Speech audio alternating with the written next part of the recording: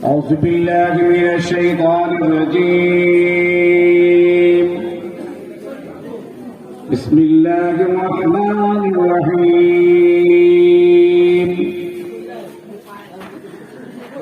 هل أتى على الإنسان حين من الدهر لم يكن شيئا مذكورا إنا خلقنا الإنسان من نطفة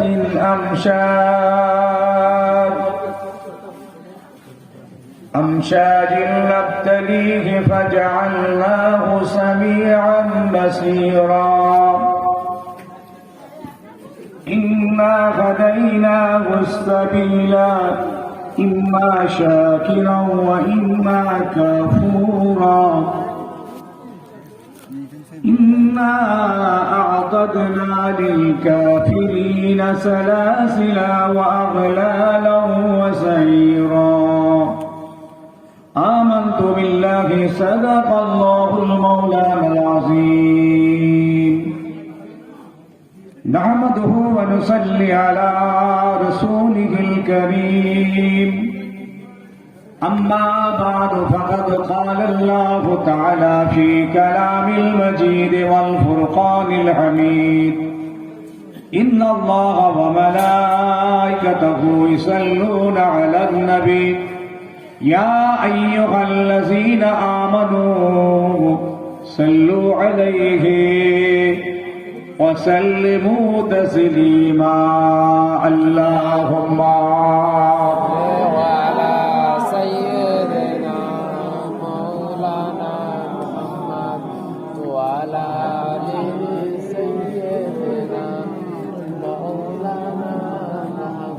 اللهم صل على سيدنا مولانا محمد وعلى آل سيدنا مولانا. सबा तू बता दे किधर है मदीना, मैं उधर को जाऊं जिधर है मदीना. तड़पता है दिल मचलती है आंखें, अब कोई और बता दे किधर है मदीना. अल्लाहुम्मा सल्ली अला सय्यिदिना। ও মাই করা আছে কি দেখো তো আছে। ইকোটা একটু কমিয়ে দাও বাবা, ইকোটা কমাও, মাইকটা চাপ আছে, সব জোয়ান ছেলেরা আওয়াজ করে গেছে, বুঝতে পেরেছ তো, তুমি তত কমিয়ে দিয়েছো। এবার একটু বয়স হয়ে গেছে তো, ইকোটা কমিয়ে একটুখানি সাউন্ডটা দাও বক্সে। ये राज खुदाई है आगे यार क्या समझेंगे, अल्लाह तू देता है मिलता है मुहम्मद से, बलगल उला बिकमालिही हसबत तुजा बिजमालिही हसनत जमीअ सालिही सल्लु अलैहि. وقال الله تعالى في كلام المجيد والفرقان الحميد من كان يرجو لقاء ربي فليعمل عملا صالحا ولا يشرك بعبادة ربه أحدا. قال النبي صلى الله تعالى عليه وسلم لا يؤمن أحدكم حتى أكون أحب إليه من ولده ووالده والناس أجمعين أو كما قال. প্যারে হাজিরিন, ঈশার পর থেকে এই রাত 3টে পর্যন্ত অনেক কথা শুনে দিয়েছে আলহামদুলিল্লাহ। পরপর উলামা হাজরাতরা এসেছেন, অনেক কথা আপনাদের খেদমতে রেখে গেছে।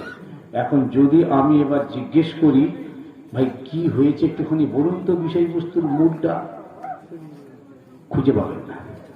তাহলে আপনারা এখন খুব হাই ফাই ক্লাসে আছে, মানে প্রাইমারি শেষ হয়ে গেছে, মাধ্যমিক শেষ করেছেন, উচ্চ মাধ্যমিক শেষ করেছেন, তারপরে কি করেছেন বলুন, গ্রাজুয়েশন শেষ করেছেন, এবার মাস্টার ডিগ্রি চলে এসছে। ব্রেইন আপনাদের এখন ম্যাচিওর। এইবার মাস্টার ডিগ্রি ক্লাস হচ্ছে। এই মজলিসগুলোর প্রচন্ড গুরুত্ব আছে। এই গুরুত্বটা আমাদের সমাজের মানুষ আমরা বুঝে উঠতে পারছি না, বুঝে উঠতে পারছি না। আসতে হয় আসি, বসতে হয় বসি, শুনতে হয় শুনি, দিতে হয় দিই, ইত্যাদি ইত্যাদি। এইভাবে একটা গতানুগতি, একটা রেশমে যাওয়ার প্যাটার্ন চলছে। কিন্তু যদি আজ আমরা এই মজলিসগুলিকে গুরুত্ব দিতাম, আল্লাহর ওলি হয়ে যেত। আল্লাহর ওলি। আর আল্লাহর ওলি হওয়ার জন্য তো কোনো হাসাব নাসাব খানদান বংশের দরকার নেই। আল্লাহর ওলি হওয়ার জন্য যেটুকু দরকার সেটুকু কিন্তু ওয়াজের মাহফিলের ভিতর দিয়েই কিন্তু আমরা পেয়ে যাচ্ছি। একটা অঙ্ক করছি আপনাদের সঙ্গে। ধরুন আপনি আপনার এক বছরে 100টা জলসা শুনেছেন। কটা বললাম? একটু সারা শব্দ দেন। বড্ড কাহিল হয়ে গেছে, শেষ রাত তো, কঠিন সময় এখন। তবু তো ফজরে শেষ হচ্ছে, আবার অন্য জায়গায় আছে বেলা 7টা হয়ে। জানেন বুঝলেন, দেখেছেন কি? 7টা, বেলা 7টা, সূর্য উঠে পড়েছে, ফজরের নামাজ হয়ে গেল, ফের হবে। আল্লাহ সেরকম হুজুরে রেখেছে, শ্রোতাও রেখেছে। একটা বছরে 100টা ওয়াজ শুনেছে, আর প্রত্যেকটা জলসাতে ধরুন 4টে করে হুজুর আছে। 50 বছর ওয়াজ শুনছেন, 10 বছর বাদ দিলাম, 60 বছর বয়স, 10 বাদ দিলাম, 50 বছর ওয়াজ শুনেছেন। কত হুজুরের ওয়াজ শুনলেন? বল দেখি, কি বললাম? এক বছরে 21 সাল শেষ হচ্ছে, আপনারা 100টা জলসায় শুনেছেন, বসেছেন 100টা। প্রত্যেকটা জলসায় 4টে করে হুজুর ওয়াজ করেছে। কত হলো? 20,000। দেখেছ তো? ও বলেছে 20,000। কি ঠিক বললো? 4টে করে 100 জলসা, কত হলো? তাহলে বছরে কত? 400 হুজুর। তাহলে এক বছরে 400টা হুজুরের ওয়াজ শুনেছেন। 50 বছরে 20,000 হবে। তাহলে যাদের বয়স আজকে 50, আমি 10 বছর বাদ দিয়েছি, 60 বয়স, এই 50 বছর পর্যন্ত 20,000 হুজুরের ওয়াজ শুনেছেন। এটা ছোট করে বললাম, একটা জলসায় 6 দিন করে হুজুর থাকে। আজকে কটা হয়েছে? আজকেই বলুন না কটা? 4টে হয়েছে? এটা তো কমে গেল। 5টা হয়েছে, তাই তো বলি। দেখেছেন তো, আরো বেড়ে গেল। এই 20,000 আলেমের ওয়াজ শুনেছেন 50 বছর ধরে। একটা নসিহতের উপরে যদি একটা করে আমল করতাম, তাহলে 50 বছরে 50টা আমল হতো। আপনি আল্লাহর ওলি হয়ে যেতেন, আল্লাহর ওলি হয়ে যেতেন। কিন্তু আজকের এই মাহফিল থেকে গেছে, বক্তাও আছে, শ্রোতাও আছে, ম্যানেজমেন্ট আছে, সব আছে, হাকিকত কিন্তু পাওয়া যাচ্ছে না। এই জন্য একটা কথা আছে, আপনারা জানেন, इसमें आजा रह गई रूहे बिलाली ना रही, मिसल आजा रह गई रूहे बिलाली ना रही। বেলালের আজানের মতন আজান সারা পৃথিবীতে হচ্ছে। বেলাল রহুর যে আজানের রূহ ছিল, যে জান, এটা কিন্তু কোন আজানের মধ্যে নেই। আজান আছে, সারা পৃথিবীর মসজিদে আজান হচ্ছে, একই আজান, একই আলফাজ, একই ভাবে। কিন্তু রূহ, বেলালের যে রুহানিয়ত ছিল, আজকের একটা আজানের ভিতরে সে রুহানিয়ত নেই। বুঝতে পারছেন? অথচ বেলাল তোমার দেখতে খারাপ, একজন গোলাম, কিতদাস, তোতলা, ওনার গলাটা তোতলা ছিল। আজান দিলে আর সে মোল্লা পর্যন্ত পৌঁছে। ভাইজান, তাই আজ আমরা একটু দোয়া চেয়ে নিই, আমাদের আজকের এই মাহফিল আল্লাহ পাকের দরবার শরীফে যেন কবুল হয়, বলুন আল্লাহুম্মা আমিন। একটু মন ভরে বলেন আল্লাহুম্মা আমিন। এই কথাটার খুব দাম আছে। আল্লাহ আপনি কবুল করুন, আল্লাহ আপনি কবুল করুন, বলুন আল্লাহুম্মা আমিন। আল্লাহর দরবার শরীফে যদি কবুল না হয় তাহলে আমরা কিন্তু কোনো নেকি পাবো না, কোন নেকি মিলবে না। এই চ্যাপ্টারটা খুব কঠিন। আল্লাহ অন্তর দেখেন যে এরা মাহফিলে এসেছে, মাহফিলে বসছে, মাহফিল চালাচ্ছে, ওয়াজ করছে, ওয়াজ শুনছে, এদের অন্তরটা কতটা আল্লাহ আল্লাহ রাসূলের জন্য এটা আল্লাহ খুব জানেন। ইন্নাল্লাহা আলীমুম বিযাতিস সুদূর। আল্লাহ আমাদের অন্তরে অন্তঃস্থলের খবর জানেন। তাহলে আমাদের আশা, আমাদের বসা, আমাদের শোনা যদি আল্লাহর জন্য না হয় তাহলে একটা নেকি ওখান থেকে পারমিট হচ্ছে না, তাহলে লস। এটা ভাবছি না কেন আমরা? কিয়ামতের দিন আমলনামা যে যার হাতে আল্লাহ পাক দিয়ে দিলাম, তোমার আমলনামা তুমি দেখো, পড়ো। ইকরা কিতাবাকা কাফা বিনাফসিকাল ইয়াওমা হাসিবা। পড়ো পড়ো। এইবার কিছু কিছু বান্দা আমলনামা দিয়ে দেখবে আমলনামায় কিচ্ছু নেই, ফাঁকা। हैरान হয়ে যাবে, হে আল্লাহ, এত নামাজ রোজা তাসবিহ দান খায়রাত করলাম, আজকে ফাঁকা। আল্লাহ বলবে, হ্যাঁ তোমরা করেছো ঠিক, কি তোমাদের ইবাদত বন্দেগী আসমানে পৌঁছায়নি, গ্রান্ট হয়নি, মকবুল হয়নি, আমার পছন্দ হয়নি। প্রথম তবক আসমান থেকে ওটা দুনিয়ার জমিনে ফিরে এসেছে, এই জন্য কোনো রেকর্ড হয়নি। কি ভাবছেন? দুটো ফেরেস্তা রেখে দিয়েছে আল্লাহ কাঁধে। এ কি ছেলে খেলা মনে করছেন নাকি? কি চলছে জানেন? আপনার টোটাল সব রেকর্ডিং হচ্ছে। এটা মনে রেখেছে? মনে আছে আপনাদের? আমাদের কিভাবে চলছে? সারা পৃথিবী আল্লাহ চালাচ্ছে, এটা আমাদেরকেও চালাচ্ছে।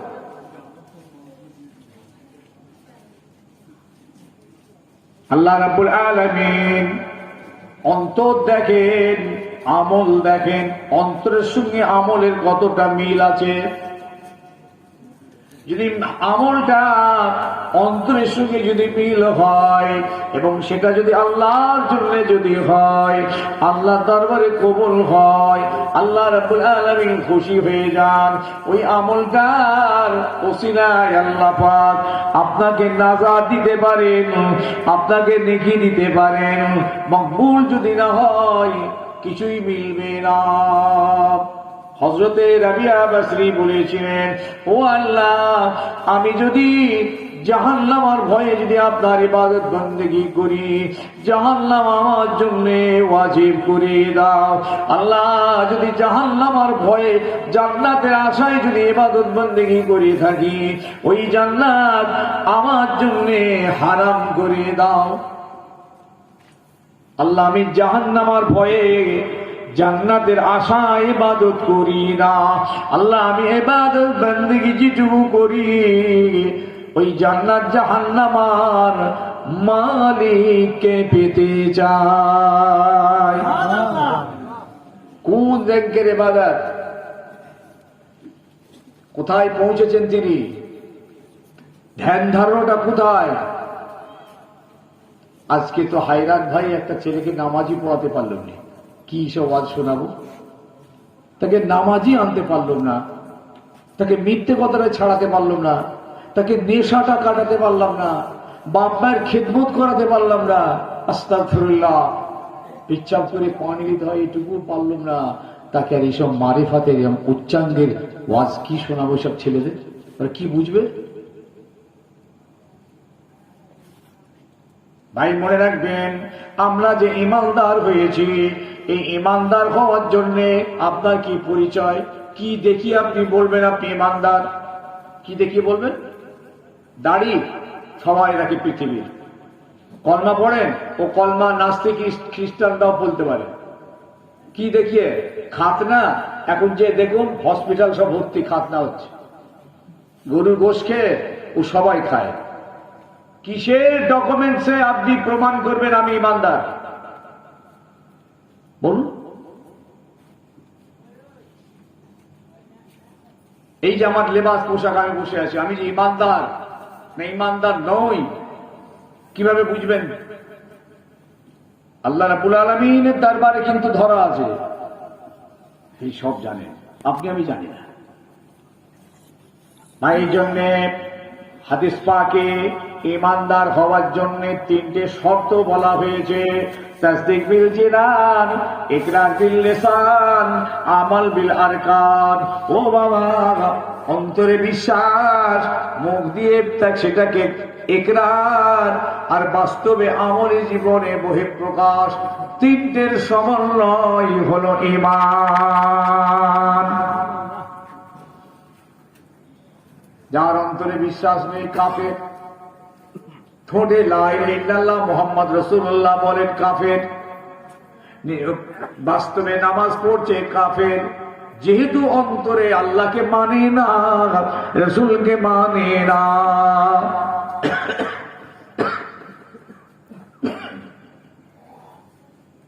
ভেতরটায় কুফরি আছে, ইনকার আছে, ঠোঁটেতে আশহাদু আল্লা ইলাহা ইল্লাল্লাহ ওয়া আশহাদু আন্না মুহাম্মাদ রাসূলুল্লাহ আছে, আর বাস্তবে নামাজ আছে, কাফের।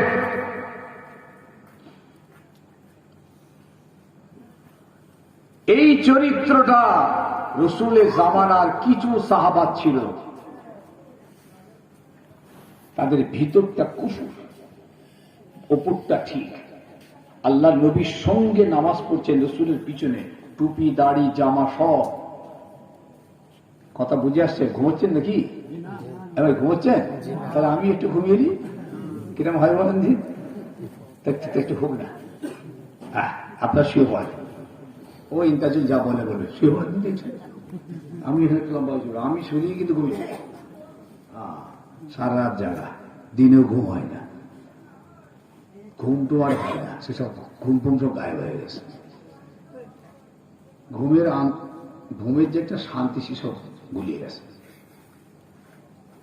ঘুমাবেন না প্লিজ, আমার কথাগুলো কটা বোঝার চেষ্টা করেন, কারণ আপনারা বুঝতে এসেছেন আর আমি বুঝাতে এসেছি, এটা দুটো দায়িত্বপূর্ণ কাজ। আপনারা না বুঝে যাবেন না, আর আমি আপনাদেরকে না বুঝিয়ে যাব না। সাহাবা ইকরামদের জামানাতে কিছু সাহাবা ছিলেন যারা টুপি দাড়ি সব আছে, জামা আছে, রাসূলুল্লাহর পিছনে নামাজ পড়ছে এবং আল্লাহ নবীর সঙ্গে সঙ্গে সব জায়গায় আছে, অথচ ভিতরটাতে তাদের ইনকার, কুফর আছে। এটা তো দুনিয়ার মানুষ বুঝতে পারবে না, পারবে? কেউ পারবে কি? কিন্তু আল্লাহ খুব বুঝতে পারবে যে এদের ভিতরে কুফর আছে, এরা রসুলকে ইনকার করে, আল্লাহকে ইনকার করে, ওপরটা রেখে দিয়েছে। এদেরকে কি বলা হয়? হ্যাঁ বলুন, কি বলে? হ্যাঁ, মুনাফিক। দেখেছেন তো? এইসব মুনাফিক গুলো হলো কাফের। রাসূলের জামানাতে যারা এরকম করেছে এরা হলো কাফের। আর বর্তমানে আজ আমরা যেসব মুনাফিকি করি এরা কাফের নয়, কেন? আল্লাহর প্রতি বিশ্বাস আছে, মুখে তো ইকরার আছে, আর প্র্যাকটিক্যালে আছে কি নেই, হয়তো আছে হয়তো নেই, তাহলেও সে ইমানদার। থাকলে পরিপূর্ণ ইমানদার, যদি বাস্তবে তার আমল না থাকে অপরিপূর্ণ ইমানদার, কমপ্লিট মুমিন নয়। আমলি জীবন থাকলে কমপ্লিট মুমিন। রাসূল কি বলেছেন? লা ইউমিনু আহাদুকুম হাত্তা আকুনা আহাব্বা ইলাইহি মিন ওয়ালাদিহি ওয়া ওয়ালিদিহি ওয়ান নাসি আজমাইন। আল্লাহর হাবিব বললেন, ও আমার সাহাবীরা, যতক্ষণ না পর্যন্ত তোমরা তোমাদের ছেলে মেয়ে বিবি বাল বাচ্চা বাপ মা এমনকি সমস্ত মানুষের থেকে আমাকে বেশি মহাব্বত না করবে, তোমরা পরিপূর্ণ মুমিন হতে পারবে না। মুমিন তোমরা পরিপূর্ণ নয়, অপরিপূর্ণ, আনকমপ্লিট।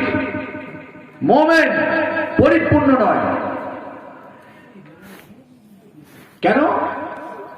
আমরা আমাদের রাসূলকে ভালোবাসি, কিন্তু আমাদের ছেলে পুলের থেকে বেশি না, বাপ মার থেকে বেশি ভালোবাসতে পারছি না। মাথা ভালো করে দেখুন, মিলিয়ে না পারি না আমরা। এই যে হুজুর সাহাবাদের বলছে, ওই সব সাহাবারা ভিতরটা একরকম, বাইরেটা একরকম। ওদের সামনে সূরা নাযিল হয়েছে, সূরা মুনাফিকুন। এই দেখেন মুনাফিকুন সূরা, এটা আয়াত এসে দেখুন, ইযা জাআকাল মুনাফিকুনা ক্বালু নাশহাদু ইন্নাকা লারাসূলুল্লাহ। আল্লাহর হাবিবকে শিখাচ্ছে, হাবিব শোনো, ওই মুনাফিকগুলো যখন আসবে না, ওরা এসে কি বলবে তোমাকে জানো? ইন্নাকা লারাসূলুল্লাহ, নিশ্চয়ই আপনি হলেন আল্লাহর রাসূল। কিরকম ঠোঁট দিয়ে বলতে বুঝতে পারছেন? নিশ্চয়ই আপনি আল্লাহর রাসূল। আবার আল্লাহ কি বলছেন? ওয়াল্লাহু ইয়ালামু ইন্নাকা লারাসূলু, আল্লাহই ভালো জানেন ও মুহাম্মদ আপনি হলেন আমার রাসূল। ফের আল্লাহ কি বলছেন? ওয়াল্লাহু ইয়াশহাদু ইন্নাল মুনাফিকিনা লাকাযিবুন, আল্লাহ বলছে আমি সাক্ষী দিচ্ছি ওই মুনাফিকগুলো হলো মিথ্যুক, মিথ্যুক, মিথ্যুক।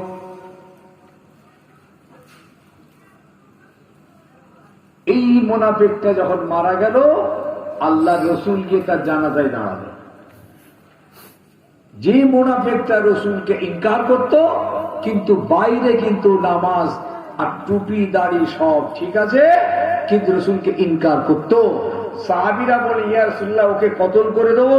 আল্লাহ নবী বললেন না, এই জন্য কতল করা যাবে না, দুনিয়ার মানুষ বলবে মুহাম্মদ তার সঙ্গীকে কতল করেছে। যেহেতু সে নামাজে আছে, দাড়ি আছে, টুপি আছে, আমার সঙ্গে আছে, আমার সোহবতে আছে, আমার মজলিসে আছে, আমার মসজিদে আছে, এইরকম মানুষটাকে যদি কতল করে দেওয়া হয়, দুনিয়ার মানুষ বলবে মুহাম্মদ তার সঙ্গীকে কতল করেছে। না, সাহাবায়ে কেরাম একে কতল করা যাবে না। অথচ মুনাফিক, সেই মুনাফিকটা মারা গেল। কি অসুখ হচ্ছে নাকি? আর তাবারুকের লোক ছেলেগুলো কখন আসবে ওদের? আমি খাইছি দেখছি তাবারুকের ছেলেগুলো আসছে না। বোকা লোক বসে আছে সেই সকাল সন্ধ্যে থেকে ভোর বলতে বসে আছে, আল্লাহর কথা শুনছে শুনছে তো শুনতেই যে সে তাবারুকলা বলি দেখা একবার সাত করে চলে যাচ্ছে, আনন্দ ঢুকে পড়ছে, ওইদিকে চলে যাচ্ছে, বাড়ি চলে যেত। লোকটা মারা গেল। এ হলো মুনাফিকদের সরদার। নামটা বলে দিই, আব্দুল্লাহ ইবনে উবাই ইবনে উবাই, আব্দুল্লাহ ইবনে উবাই ইবনে সুলুল, আব্দুল্লাহ ইবনে উবাই ইবনে সুলুল, এই লোকটার নাম। একদম হাদিস পাক একদম জলজল করছে নামটা, একদম ডেঞ্জারাস। এ রাসূলকে খুব কষ্ট দিয়েছে, বুঝলেন? এই যে আমরা ইমানদার, আমাদের ভিতরটাও যেন ঠিক থাকে, ঠোঁটটাও যেন ঠিক থাকে, প্র্যাকটিক্যালটাও যেন ঠিক থাকে। আমরা যে মুনাফিক তার নমুনা তিনটে, জানেন জানেন জানেন আমাদের দেশে এখন বর্তমান আমরা যে মুনাফিক আছি, আমাদের তিনটে নমুনা। বলেন বলেন বলেন না। যখনই তারা কথা বলে মিথ্যে কথা বলে, একদম নাম্বার 1। নাম্বার 2, ওয়াদা করলেই ওয়াদা ভঙ্গ করে। নাম্বার 3, তাদের কাছে যে আমানতটা থাকে আমানতের খেয়ানত করে। এরা হলো মুনাফিক।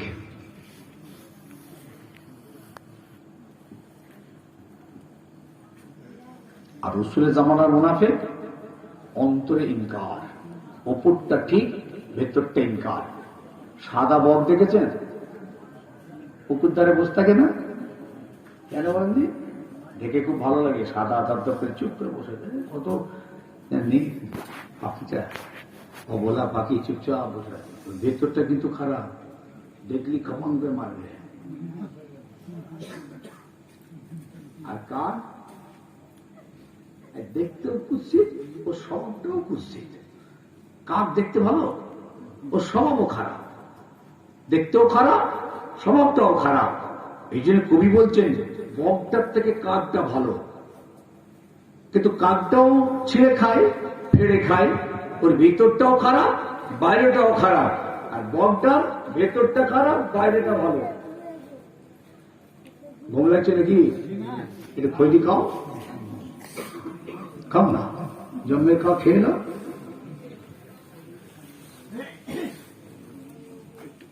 এই কমিটির ছেলেরা কোথায় গেল, ওই গেলে খচার খচার করছে, কেন ছেলেগুলিকে একদম বাউন্ডারি বাইরে বার করে দেয়।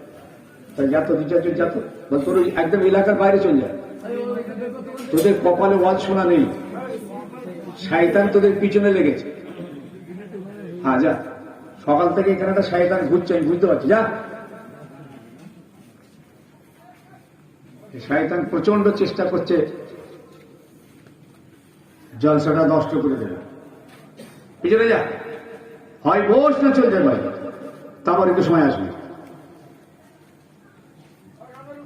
জোরে জোরে জোরে জোরে লা ইলাহা ইল্লাল্লাহ, খুব জোরে জোরে লা ইলাহা ইল্লাল্লাহ, লা ইলাহা ইল্লাল্লাহ, লা ইলাহা ইল্লাল্লাহ, মাশাআল্লাহ, ইল্লাল্লাহ মুহাম্মাদুর রাসূলুল্লাহ। এই কালমা আমরা পড়ি ইনশাআল্লাহ, মাঝে মাঝে সব সময়তেই পড়ি। প্রথম যে কথাটা বলেছি আমার ভুলে যাবেন না, ভাই হিসাবে বলছি, বাবা ছেলেদের বলছি, তোমাদের মুরব্বী হিসাবে বলছি, এই কথাটা সবসময় মনে রাখবেন যে আল্লাহ পাকের দরবারে কবুল হচ্ছে না হয়নি, যদি অন্তর দিয়ে আমরা বলি, পড়ি, করি, ইনশাআল্লাহ কবুল হবে। আর কবুল যদি না হয়, বিচারের ময়দানে হাদিস পাক এসেছে, বিচার চলছে, বিরাট ব্যাপার, কেউ জাহান্নামে যাচ্ছে, কেউ জান্নাতে, এরকম ব্যাপার, কারো নেকি বেড়ে যাচ্ছে, কারো নেকি কমে যাচ্ছে, কারো নেকি সমান সমান হচ্ছে, একদম ম্যাচাকার অবস্থা। ঠিক এইরকম এক ব্যক্তি গোনায় জাহান্নামে যাওয়ার অর্ডার হয়ে গেল, যাও, তোমার নেকির থেকে গোনা বেশি, তোমার বিচারের রেজাল্ট, তুমি জাহান্নামে চলে যাও। জাহান্নামে যাও, জাহান্নামে যাবার অর্ডার হয়ে যাবে। ও জাহান্নামের দিকে যেতে থাকবে, আল্লাহ পাক বাধা দেবেন, দাঁড়া, ফেরেশতাকে দাঁড় করা, পাল্লাটা ধারে চল, এই কাগজটা নিয়ে গিয়ে পাল্লাতে রাখ। যখন এই কাগজের টুকরাটা পাল্লাই রাখা হয়েছে, ওর গোনার পাল্লা হালকা হয়ে গেল, ওই কাগজটার ওজনটা ভারী হয়ে যাবে। কাগজটা খুলে দেখা হলো, ওই বান্দাটা অন্তর দিয়ে মহাব্বত করে আল্লাহ পাকের নামের কালমা পড়েছিল, লা ইলাহা ইল্লাল্লাহ মুহাম্মাদুর রাসূলুল্লাহ। এই কলমা পড়াটা আমার আল্লাহ দরবারে কবুল হয়ে গিয়েছিল। এই জন্য আল্লাহ ওই কলমাটা তার হেফাজত করে রেখেছিলেন। যথা সময়ে ওই কলমাটা পাল্লায় চাপিয়ে দিয়ে আল্লাহর বান্দাকে আল্লাহ জান্নাতি বানিয়ে দেবে।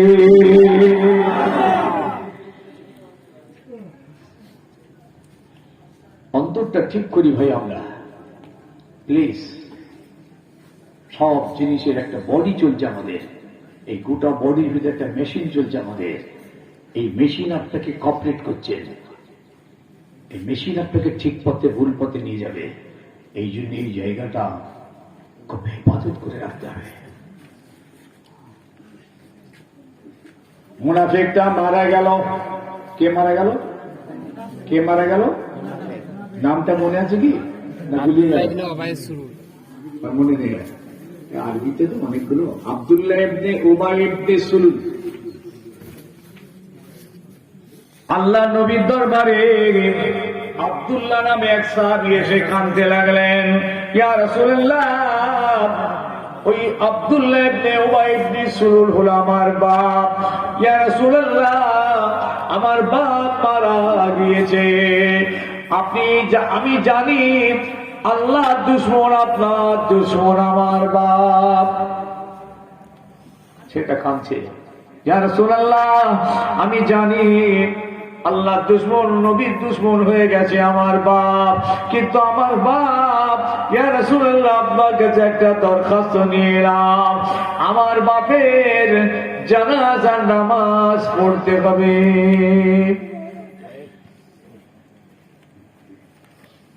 আল্লাহ নবীর কাছে দরখাস্ত পেশ করেছেন, ওয়ালাদুন সালিহুন ইয়াদউ লাহু, নেক ছেলে বাপ মায়ের সদকা জারিয়া। এই ছেলেটা নেক, বাপটা কাফের, ছেলেটা ইমানদার। রাসূলুল্লাহর একজন মহব্বতী সাহাবা, এরও নাম আব্দুল্লাহ। আরবের জমিনে নয়, দেখেন বাপের নাম আব্দুল্লাহ, ছেলের নাম আব্দুল্লাহ, আরেকটা ছেলের নাম আব্দুল্লাহ, আরেক আব্দুল্লাহ, এরকম হয়। আলী আলী আলী, দেখেন তার ছেলে আলী, তার ছেলে আলী, বাপ ছেলে ছেলে, তিনটে ধাপে সব আলী আলী আলী আলী আলী। আলী আউ্বাল, আলী সানি, আলী সালেস। 1 নম্বর আলী, 2 নম্বর আলী, 3 নম্বর আলী। এসব আরবের জমিনের নামগুলো হতো। কথা বুঝতে পারছেন? জি। এই ছেলেটার নাম আব্দুল্লাহ, বাপের নাম আব্দুল্লাহ। রাসূলের কাছে দরখাস্ত, আমার বাপের জানাজা পড়তে হবে। সে লোকটাকে মুনাফিক।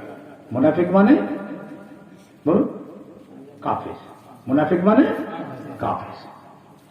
রাসূলুল্লাহ প্রচন্ড দুশ্মনী করেছিল, ভেতরটা খারাপ, ওপরটা ভালো ছিল। হুজুর বুঝতে পারেন, আল্লাহ বুঝিয়ে দিলেন। হ্যাঁ আমার নবী, ওরা যখন তোমাকে বলে আশহাদু আল্লা ইলাহা ইল্লাল্লাহ ইন্নাকা লারাসূলুল্লাহ, নিশ্চয়ই আপনি আল্লাহ রাসূল, যখন বলে ওরা মিথ্যুক, ওরা মিথ্যে কথা বলে। আমি জানি আপনি আমার সত্য রাসূল, আর ওরা হলো মিথ্যুক। এই জন্য মুনাফিকদের জায়গা কোথায় জানেন? ফি দারকিল আসফালি মিনান নার, জাহান্নামের একদম সব থেকে নিচে তবকায়।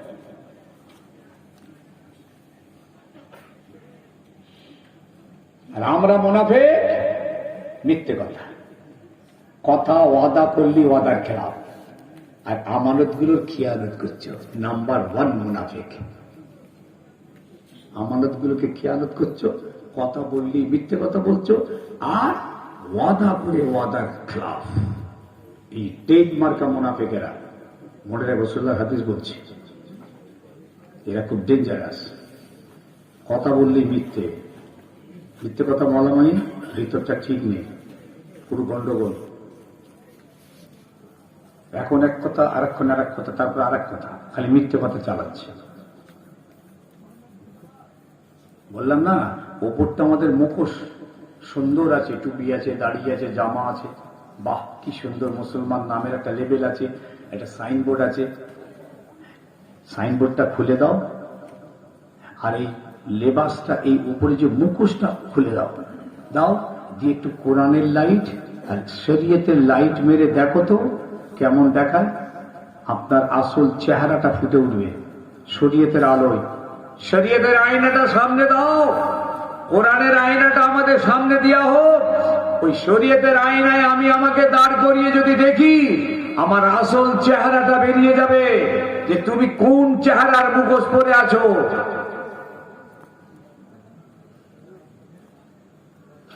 এই জন্য বলা হয়েছে কালামুহুম কা কালামুল আম্বিয়া। একটা জামানা আসবে, যে জামানার মানুষদের কথাগুলো নবীদের কথার মতো হবে, নবীদের। কুলুবুহুম কা কুলুবুজ যাব, তাদের অন্তরগুলো নেকড়ে বাঘের মতো হবে। ফি'লুহুম কা ফি'লিল ফারাইনা, তাদের কাজ কামগুলো চতুষ্পদ জন্তুরের মতো হবে। তোমরা তাদের থেকে দূরে থাকবে, তাদের কাছে যাবে না, কাউকে তাদের কাছে যেতেও দেবে না। আমার কথা নয়, আমাদের মুস্তাফার কথা, তিনি আমাদের বাঁচার জন্য বলে গেছেন। রাসূল বললেন, যাও তোমার বাপের গোসল টোসলের ব্যবস্থা করো, আমি যাচ্ছি। ছেলেটা ঘুরিয়ে আবার বলছে, ইয়া রাসূলুল্লাহ, ইয়া হাবিবাল্লাহ, শুধু জানাজার নামাজ পড়লে হবে না, আপনার গায়ে যে জামা মোবারকটা রয়েছে, এই জামাটা আমার বাপের গায়ে পরিয়ে দিতে হবে। ইয়া রাসূলুল্লাহ, আমার বাপ আপনার দুশমন, আল্লাহর দুশমন আমি জানি, কিন্তু সে তো আমার বাপ। সাহাবারা ওকে কদর করতে চেয়েছিলেন, রাসূল দেননি। না, ওকে বেরো না, সমাজের মানুষ আমাকে খারাপ বলবে। কি কি কথা বলতো, বেরো না, সমাজের মানুষ আমাকে খারাপ বলবে। কেন না, ও তো আমার সঙ্গে আছে, আমার সাথে আছে, আমার পিছনে নামাজ পড়ছি। ও টুপি আছে, দাড়ি আছে, কতল করলেই বলবে দেখ মোহাম্মদ তার নিজের সঙ্গীকে কতল করেছে। ওই যে ভিতরে কাফের, এ তো সমাজের মানুষ বুঝবে না। হ্যাঁ বুঝবে? সমাজের মানুষ বুঝবে কি? বুঝবে না যে কাফের। ও তো আসমান থেকে খোদাই হুকুম এলো না। আল্লাহ নবী তা তো সম্মতি দিলেন দুটো, জানাজার নামাজটা পড়বেন, নিজের মুবারক জামাটা খুলে পরিয়ে দেবেন। যাও তুমি যাও, আমি যাচ্ছি। আল্লাহ নবী উঠে দাঁড়ালেন, ওমরে ফারুক পিছন থেকে মুবারক জামাটা টেনে ধরলেন। ইয়া রাসূলুল্লাহ, আমি আপনাকে তো যেতে দেব না, দেব না, দেব না। ইয়া রাসূলুল্লাহ, ও তো মুনাফিক, আপনি মুনাফিকের জানাজায় যাবেন কেন? আল্লাহ পাক তো নিষেধ করেছেন, আস্তাগফারতা লাহুম আম লাম তাস্তাগফির লাহুম ওয়া ইন তাস্তাগফির লাহুম ৭০ মাররা। ও নবী, আল্লাহ পাক এই আয়াতের ভিতরে তো জ্বালিয়ে দিয়েছেন, তাদের জন্য মাফি চাও আর নাই চাও। যদি ৭০ বারও মাফি চাও, আমি আল্লাহ তাদের ক্ষমা করব না। ইয়া রাসূলুল্লাহ, আমি আপনাকে যেতে দেব না। কে জামা টেনে ধরেছে?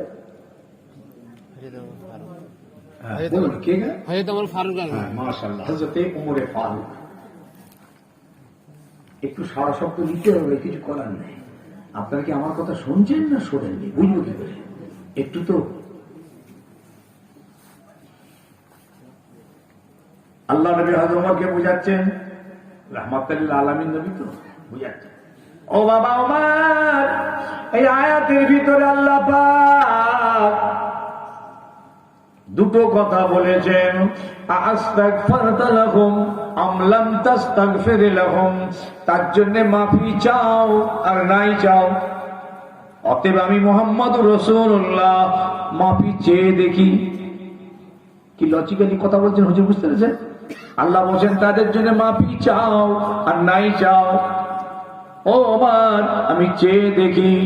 আল্লাহ ৭০ বারের কথা বলেছেন, আমি একটু বেশি করে চেয়ে দেখি, যদি আল্লাহ এর জিন্দেগির গুনাহটা মাফ করে দেন।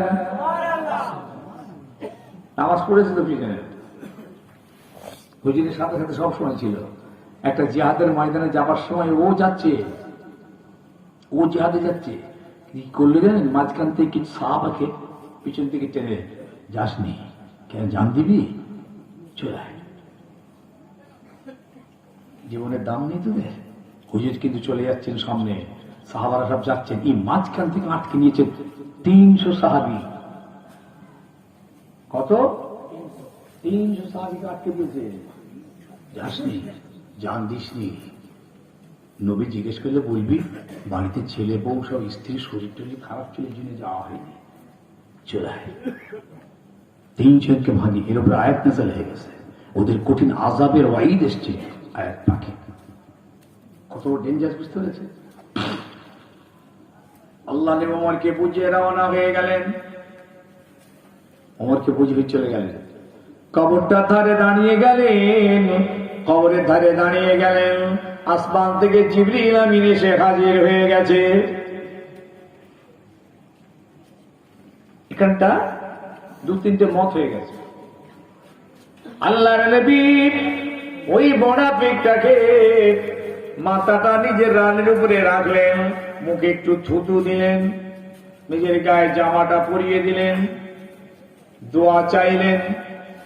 আবার অনেকে বলছেন না, দোয়া চাওয়া হয়নি, হুজুর মুখে থুতু দিয়েছেন, জামাটা পরিয়েছেন, জিবরিল আমিন এসে গেছে।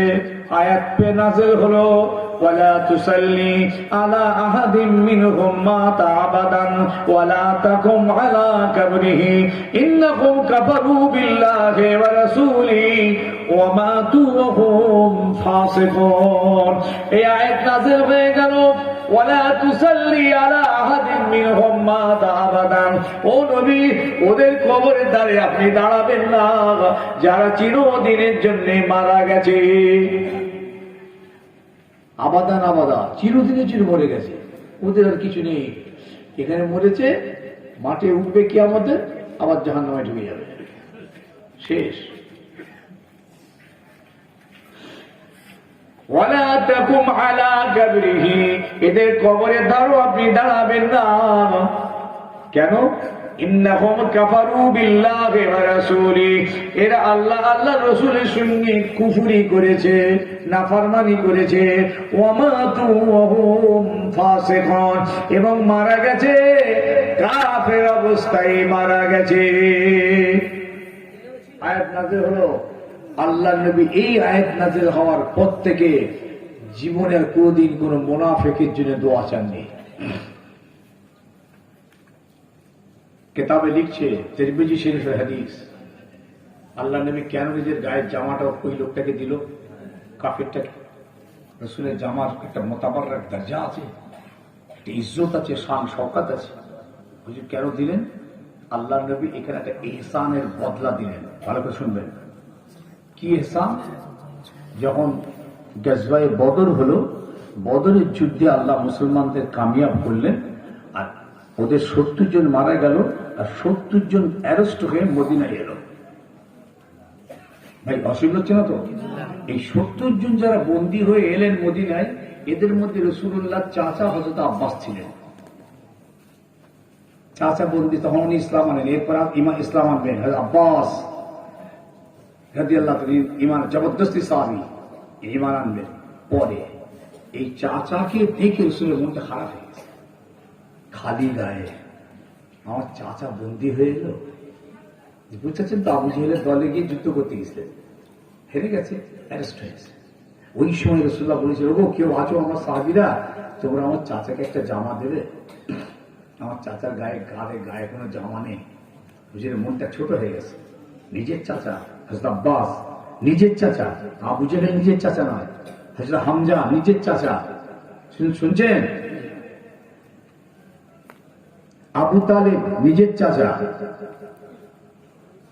তো আল্লাহর নবীর এই কথা শুনে সাহাবীরা সব দিলেন, গায়ে হচ্ছে না, খুব চেহারা ভালো ছিল, গায়ে হচ্ছে না। তখন এই মুনাফিকটা নিজের একটা গায়ের জামা খুলে আব্বাসকে দিয়েছিলেন, বুঝছেন তো? আব্বাস পরিয়ে দিয়েছিলেন।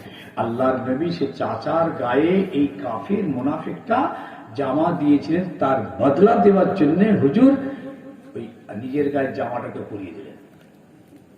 এটা তোর বদলা, তুই আমার চাচাকে কিয়ামতের দিন যেন পাকড়াও করবি নি, তুই তো জাহান্নামে যাবি, আমার চাচাকে যেন কিয়ামতের মাঠে ধরিস নি।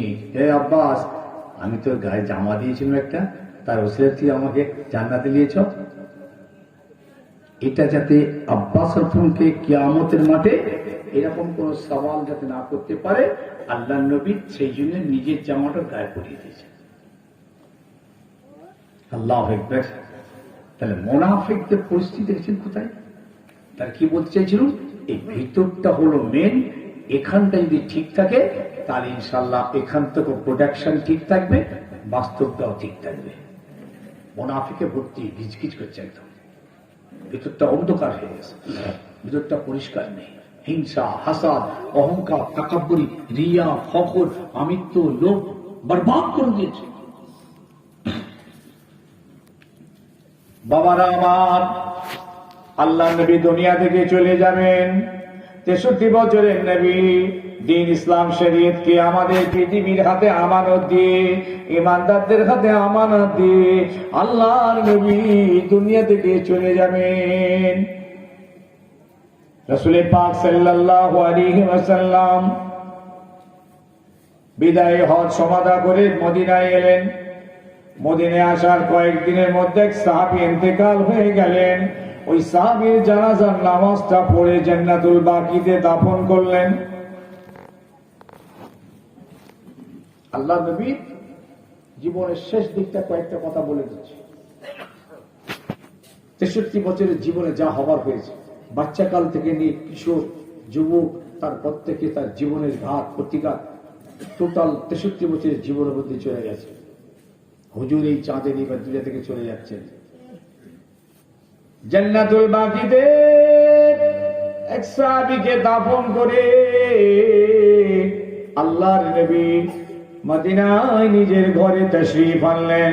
আম্মা জান আয়েশা সিদ্দিকা রাদিয়াল্লাহু তাআলা আনহার ঘরে তাশরীফ আনলেন। কথাবার্তা চলতে চলতে হঠাৎ আম্মা জান আয়েশা সিদ্দিকা বলে উঠলেন, ইয়া রাসূলুল্লাহ, আমার শরীরটা ভালো নয়, আমি এবার হয়তো মারা যাব। আল্লাহ নবী শুনে বলেন, আয়েশা, না না না, তুমি কেন মারা যাবে? আমি মুহাম্মদ রাসূলুল্লাহ এবার চলে যাব, আল্লাহ দিদারে চলে যাচ্ছি। আয়েশা, আমি আর বাঁচব না। আম্মা জান আয়েশা বলেন, না ইয়া রাসূলুল্লাহ, এমন কথা বলবেন না, আল্লাহ আপনার হায়াত দারাজ করুন, আপনি পৃথিবীর জমিনে এখন লম্বা দারাজ ওমর নিয়ে বাঁচুন। আয়েশা, আমি আগে চলে যাব। হুজুর আবার বলে, আয়েশা, যদি তুমি আমার আগে যদি মারা যাও আর আমি তোমার রাসূল যদি বেঁচে থাকি, তোমার কি কোনো অসুবিধা হবে? আয়েশা, আমি রাসূলুল্লাহ বেঁচে থাকবো, তুমি আমার আগে মারা যাবে, তোমার কি কোনো অসুবিধা আছে? মা দূর রেখে, আয়েশা, ইন মতে কাবলি ফাগাসসালতুকি ওয়া কাফফানতুকি ওয়া সাল্লাইতু আলাইকি ওয়া দাফফানতুকি। আয়েশা, আমি রাসূলুল্লাহ বেঁচে থাকবো, তুমি আগে মারা যাবে, আমি তোমার গোসলটা নিজে হাতে দিয়ে দেব, তোমার কাফনটা আমি পরিয়ে দেব, তোমার জানাজার নামাজের ইমাম আমি হব, আর আমি নিজে কবরে নেবে নিজে হাতে দাফন করে দেব। আয়েশা, তোমার কি কোনো অসুবিধা হবে? মিশকাত শরীফ, কি ধরনের কথা হচ্ছে দেখুন।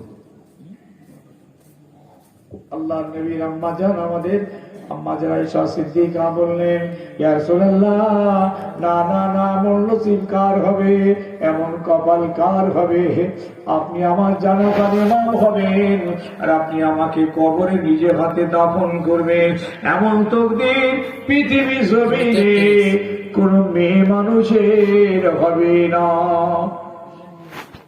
আল্লাহ নবী আবার বলে, আয়েশা, যদি তুমি মারা যাও, আমি তোমার স্বামী রাসূল যদি বেঁচে থাকি, আমি তোমার জন্য দোয়া চাইব, তোমার বলদের জন্য দোয়া চাইব, উচ্চ মাকামের জন্য দোয়া চাইব। আয়েশা, তোমার কি কোনো লোকসান হবে? আপনারা জানেন, খাদিজাতুল কুবরা তো আগে দুনিয়া থেকে চলে গেলেন। সব থেকে বেশি আঘাত পেয়েছে রাসূল খাদিজার ওফাতে, আর আঘাত পেয়েছে মুনাফিকদের অত্যাচারে, প্রচন্ড কষ্ট পেয়েছিলেন। আরেকটা কষ্ট পেয়েছিলেন গাজওয়ায়ে উহুদে, নিজের চাচা হযরত হামজার শাহাদাত দেখে কলিজা বার করে চিবিয়ে কান কেটে নাক কেটে আর কেটে মালা করে টুকরো টুকরো হাত ঠ্যাং পা কেটে সব আলাদা করে, এই দৃশ্যটা দেখে রাসূল খুব কষ্ট পেয়েছিলেন। খাদিজার ওফাতে কষ্ট পেয়েছিলেন, আর এই মুনাফিকদের মুনাফিকিতে ওই যে সব থেকে বেশি কষ্ট পেয়েছিলেন। আম্মা জান আয়েশা সিদ্দিকার সঙ্গে আমার রাসূলুল্লাহ এইরকম কথাবার্তা চলতে চলতে রাসূল বললেন, আয়েশা, আসল কথা বলি শোনো, মাজাক ছাড়ো। বাল আনা ওয়ারাসা ও আয়েশা, আমি রাসূল আগে মারা যাব। আল্লাহর হাবিব অসুস্থ হয়ে পড়লেন। নবী আমার জ্বর এসে গেল, প্রচন্ড জ্বর। আম্মা জান আয়েশা সিদ্দিকা রাদিয়াল্লাহু তাআলা আনহাকে বললেন, ও আয়েশা, আমার মাথায় পানি ঢালো। 7 মশক পানি ঢালা হলো, 7টা, 5 আর 2 7, 7টা চামড়ার ব্যাগ। নবীর মাথাতে পানি ঢালা হয়েছে। বাবা হুজুর বললেন, থাক আয়েশা, কাপড় একটা বেঁধে দেওয়া হলো, আল্লাহ নবীর গায়ে কম্বল দেওয়া হলো, কম্বলের উপর থেকে জ্বরের ভাব, টেম্পারেচার, দিন যায় রাত আসে, রাত যায় দিন আসে, আমার নবী আস্তে আস্তে দুর্বল হতে লাগলেন। আমাদের জ্বর হলে কপালে কাপড় বাঁধি না ভাই? জি, বাঁধা হয় তো। রাসূলুল্লাহর কপালে কাপড় বাঁধা হয়েছে। আল্লাহর নবী আম্মা জান আয়েশা সিদ্দিকা রাদিয়াল্লাহু তাআলা আনহাকে জিজ্ঞেস করলেন, মদিনার মসজিদে নববীতে কি নামাজ হয়ে গেছে, জোহরের জামাত হয়ে গেছে? আম্মা জান বললেন, জি না ইয়া রাসূলুল্লাহ, আপনি কি ইমামতি করবেন? সমস্ত সাহাবী আপনার জন্য অপেক্ষায় আছে। সব অপেক্ষায় আছে, ইয়া রাসূলুল্লাহ আপনি কি ইমামতি করবেন? ও আয়েশা, তাড়াতাড়ি পানি দাও, ওযু বানাবো। নবীকে পানি এনে দিলেন, হুজুর আমার ওযু বানালেন, ওযু করে উঠতে যাবেন, বেহুশ হয়ে গেলেন। হুঁশটা ফিরে এলো। আয়েশা, মসজিদে নববীতে কি নামাজ হয়ে গিয়েছে? না ইয়া রাসূলুল্লাহ, এখনো জামাত হয়নি, কোন সাহাবা নামাজ পড়ছে না, আপনি যাবেন ইমামতি করবেন, সবাই ইন্তজার আছেন। হুজুর বললেন, আয়েশা পানি দাও। পানি দিলেন, ওযু বানালেন, উঠতে যাবেন, আবার বেহুশ হয়ে গেলেন। তিনবার নবী আমার ওযু করে বেহুশ হয়ে যান, তিনবার। চতুর্থবারে বলবো, আয়েশা আজকে আমি আর মসজিদে যেতে পারবো না, আয়েশা আমি আজকে আর মসজিদে যেতে পারবো না, তুমি তোমার আব্বা আবু বকরকে আমার জায়গায় দাঁড়িয়ে ইমামতি করতে বলো। কাকে বলেছে? বাবাজি বলুন একটু। হ্যাঁ, আবু বকর সিদ্দিক রাদিয়াল্লাহু, কিন্তু আবু বকর সিদ্দিক কাঁদতে লাগলেন। আর আম্মাদের আয়েশা বললেন, হুজুর আমার আব্বার তো দিলটা কাঁচা, ওনাকে দেবেন, উনি পারবেন? একটা বললেন। আর দ্বিতীয় বললেন, মসজিদ নববীর মানুষ সাহাবারা আমার আব্বাকে পছন্দ করবে না। আম্মাদের আয়েশা, হুজুর আমার আব্বাকে দেবেন না, অন্য সাহাবীকে দেন, মদিনার সাহাবীরা পছন্দ করবে না, আর আমার আব্বার জন্য দিলটা খুব কাঁচা, সহ্য করতে পারবে না। আল্লাহ নবী বলে, আয়েশা তুমি জানো না, জানো না, জানো না, আমার আল্লাহ খুশি হয়ে যাবেন এবং মসজিদে নববীর সমস্ত সাহাবা খুশি হয়ে যাবে। আবু বকরের ইমামতি আল্লাহর দরবারে কবুল হয়ে যাবে।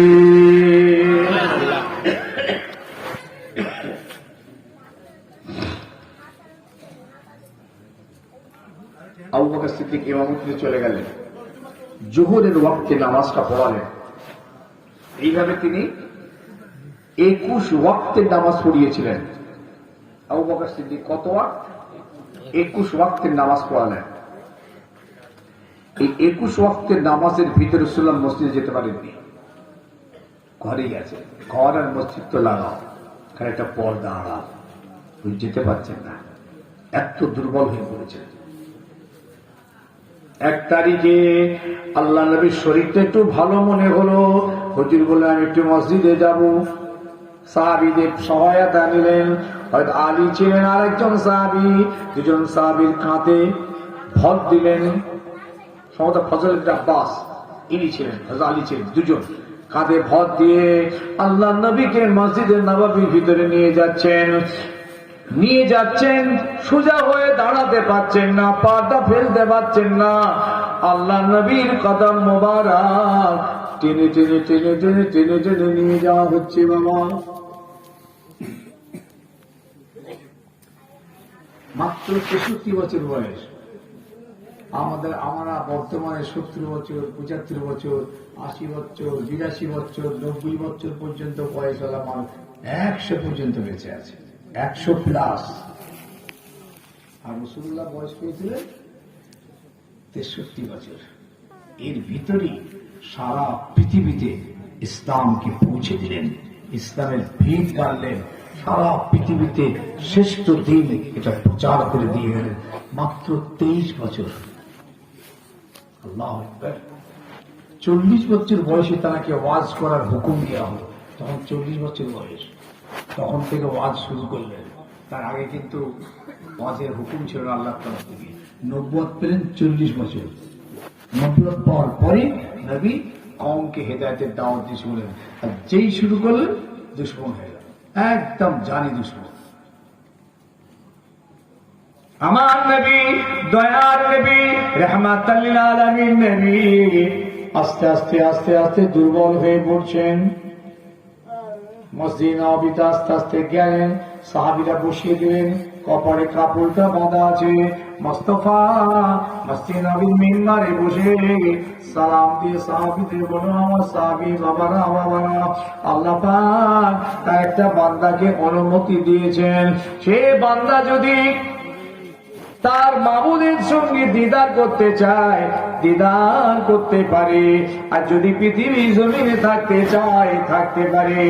আল্লাহর ওই বান্দা আল্লাহ দিদারকে পছন্দ করে নিয়েছে।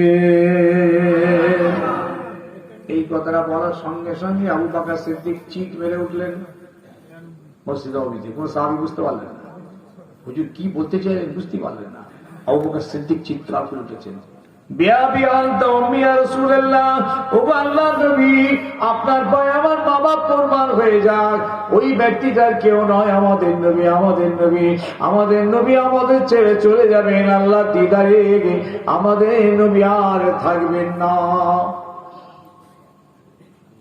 অন্যান্য সাহাবারা বলছেন, ভাই আবু বকর আপনি কেন এরকম করছেন, কি বুঝলেন আপনি? তো তোমরা বুঝতে পারো নি হুজুর কি বলেছেন? আল্লাহ তার একটা বান্দাকে অনুমতি দিয়েছেন, সেই বান্দা দুনিয়ায় থাকলে থাকতে পারে, আর আল্লাহ দিদারে যেতে চাইলে দিদার যেতে পারে। আল্লাহর সেই বান্দাটা আল্লাহ দিদারকে পছন্দ করে নিয়েছেন। এ তো আমাদের নবী, উনি চলে যাবেন, আমাদেরকে ইশারা করে দিয়েছেন। হুজুর ওখানে অনেক নসিহত করলেন, এই নামাজ রোজা সারা শরীর হারাম হালাল পাক ব্যাপার নসিহত করে আস্তে আস্তে আস্তে আস্তে আবার ফিরিয়ে দেন।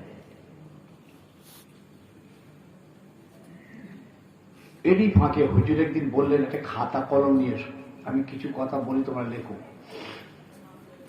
ওই অসুস্থ অবস্থায় আরে কলম আর খাতা নিয়ে আসার পরেই কিছু সাহাবী বললেন লেখা হবে না, কিছু সাহাবী বললেন লিখতে হবে, কিছু সাহাবী বলছে না আল্লাহ নবীর কষ্ট হবে, কিচ্ছু লিখতে হবে না, লেখা যাবে না। তারা বলছে না রাসূলুল্লাহ এই সময় কি মূল্যবান কথা আমাদের বলবে, এটা আমাদের দরকার,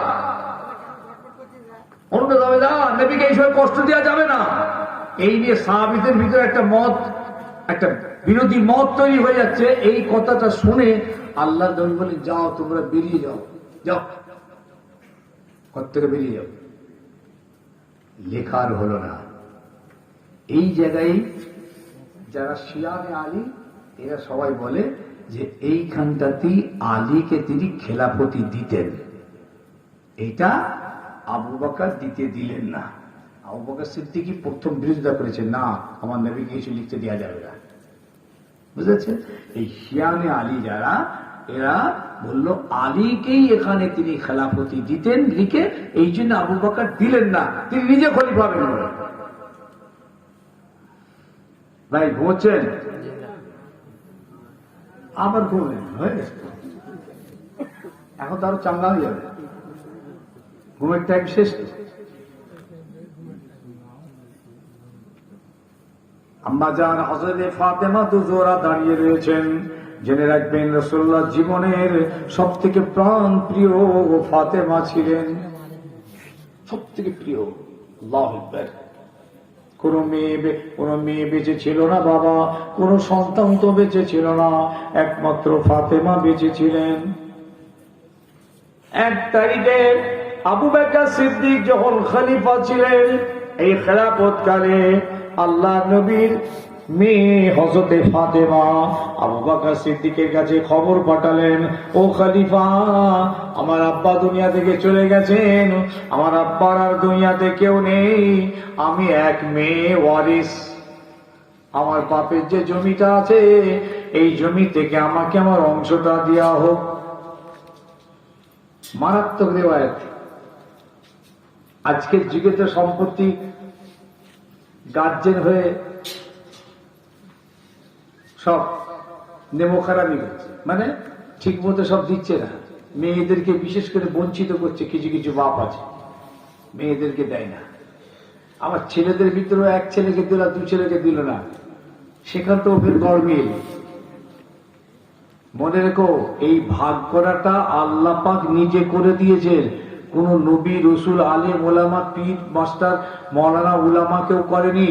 এই যে বাপ কত পাবে, মা কত পাবে, ছেলে কত পাবে, মেয়ে কত পাবে, বোন কত পাবে, কন্যা কত পাবে, বুঝলেন, চাচা কত পাবে, দাদা কত পাবে, দাদি কত পাবে, এই অংশটা স্বয়ং আল্লাহ আসমান থেকে নিজে ভাগ করে দিয়েছে। কোরআন পাকের আয়াত। আপনি কে তার অংশকে আটকাবার? আল্লাহর আসমান থেকে আল্লাহ দেওয়ার জন্য তিনি ডিক্লারেশন দিয়েছেন, মেয়েকেই দেবে, ছেলেকেই দেবে, কন্যাকেই দেবে, ভাইকেই দেবে কি না দেবে সমস্ত। আম্মা জান ফাতেমা বললেন, হুজুর খলিফা, আমি তো ওয়ারিস, আমি তো আমার বাপের নসব, আমি তারা আমাকে আমার অংশটুকু দেয়, মেয়ে হিসেবে যেটুকু পাবো সে অংশ আমাকে দিয়ে দেয়। আবু বকর সিদ্দিক দেবেন না, আবু সিদ্দিক খলিফা, না দেওয়া যাবে না। কেন কেন দেবেন না আপনি? প্রসঙ্গটা একটু অন্যদিকে চলে যাচ্ছে, এই দিকটা বলবো নাকি ওই দিকটা যাবো? দুটো মাঝখানে থেকে এসে গেল আবার। হ্যাঁ, দুটোই বলতে হবে। ও বাবা, টেম্পার আছে, ব্যাটারি বসেনি এখনো। ও হ্যাঁ, বলতে তাই বলছো 1.5 ঘন্টা করে হুজুরতে কাছে দিয়ে এবার আর 2 ঘন্টা হবে না। সব জিনিসের এত সব মডিফাই হচ্ছে, এত চেঞ্জ হচ্ছে, এত উন্নতি হচ্ছে, সংযোজন সংবোধন হচ্ছে, 1.5 ঘন্টা করে দিই সবাইকে, মাঝখানে একটা হুজুর ঢুকিয়ে দেয়, তারও তো কিছু হবে। 2 ঘন্টা করে নিয়ে হুজুরটাকে আমরা বাদ দিচ্ছি, তার ভাব মেরে দিচ্ছি। 1.5 ঘন্টা করে করলে আমরা 1 ঘন্টা, ওর 1 ঘন্টা, ওর 1 ঘন্টা, 3 জনের কাছে 1 ঘন্টা, আর একটা হুজুরের কিছু পকেট গরম হতো তো। কি আর কথা বুঝতে পারেনি? হ্যাঁ, এবার থেকে সিস্টেম হয়ে গেল 1.5 ঘন্টা। 4টে হুজুরের জায়গায় আরেকটা হুজুরের জায়গায় 5টা হবে, তাহলে ওই হুজুরটারও তো কিছু পকেটে পড়লো। ভালো করলুম না খারাপ করলুম? আমাদের 2 ঘন্টা করলে যা পড়বে 1.5 ঘন্টা তো তাই পড়বে। কমিটির ছেলে আবার আরো পাকা মাথা মারবে যে যখন এই 1.5 ঘন্টা করছে, ওখান থেকে একটু কেটে লাও, ওখান থেকে কেটে লাও, ওখান থেকে কেটে লাও, কেটে দিয়ে ওই জায়গায় দিয়ে দাও।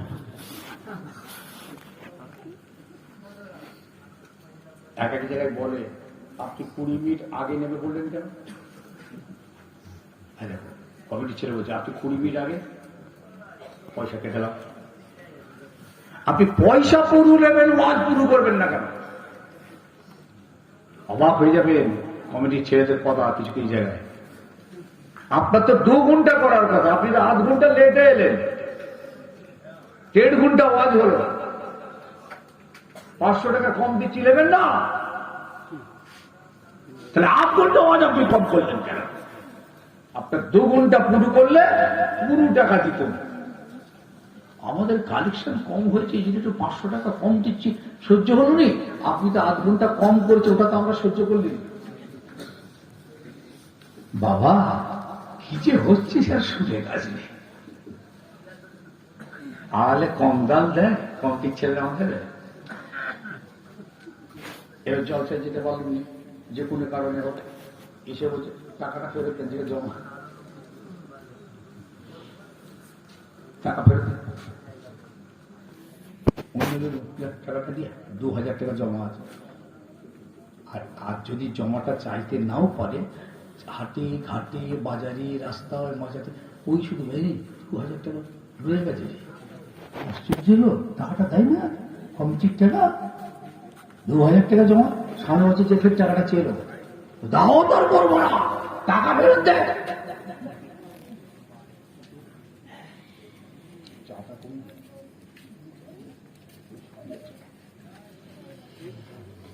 আবু বকর সিদ্দিক বললেন, ও ফাতেমা, ও মা, আল্লাহর নবী আমাকে ভাগ দিতে বলেননি, হুজুর নিজেও ভাগ করে যাননি, আমি এটা পারবো না। আর নবীর সম্পত্তির কোনো ওয়ারিস হয় না। নবীদের যে সম্পত্তি, এই সম্পত্তির কোনো ওয়ারিস হয় না। আর নবী নিজে দিয়ে গেলেন না, আমাকে দিতেও বললেন না। মা, আমি দিতে পারবো না, তবে ওই সম্পত্তির, ওই জমিনের যে ফসলাদি হবে, এই ফসল থেকে তোমার অংশ মতো প্রাপ্য আমি পৌঁছে দেব। ফাতেমা শরীফুল্লাহর একটা টাসেল তৈরি হয়ে গেল আবু বকরের। মনক্ষুণ্ণ হলেন, মনটা ফাতেমার ছোট হয়ে গেল। আমার আব্বাজানের একটাই মেয়ে, আমার আব্বার জমি রয়েছে 4 বিঘে, কেন তার থেকে আমাকে অংশ দেবেন না? হয়তো আলীরও মনটা খারাপ, এর মধ্যে আব্বাসও চলে এসেছেন চাচা হিসাবে, আমিও তো অংশ পাই। আবু বকর দেবেন না, কঠিন। রাসূলুল্লাহর সম্পত্তির কোনো ওয়ারিস হবে না, আল্লাহ নবী বলে গেছেন। মন টানাটানি হয়ে গেল। ভালো করে শুনবেন, আবু বকর সিদ্দিক ইন্তেকালের না মন টানাটানি হয়ে গেল, কিন্তু 2 বছর খেলাফতি করবেন। আবু বকর কাছে খবর এলো ফাতেমার শরীর খুব খারাপ, আর 6 মাসের মধ্যে উনি ইন্তেকাল হচ্ছেন। রাসূলুল্লাহর ইন্তেকালে 6 মাসের মধ্যেই ফাতেমা ইন্তেকাল হয়ে যাচ্ছেন। আল্লাহু আকবার, রাসূলুল্লাহ ইন্তেকাল করেছেন, 6 মাসের মধ্যে ফাতেমা ইন্তেকাল হচ্ছে। আমার আবু বকর সিদ্দিক চিন্তা করলেন ফাতেমার শরীরটা খারাপ, মনটা বড় খারাপ হয়ে গিয়েছে, মনে বড় দুঃখ পেয়েছে। এই দুঃখ নিয়ে যদি ফাতেমা দুনিয়া থেকে চলে যান, কাল কিয়ামতের দিন আমি রাসূলুল্লাহর সামনে দাঁড়াতে পারবো না, আমি আমার নবীর সামনে মুখ দেখাতে পারবো না।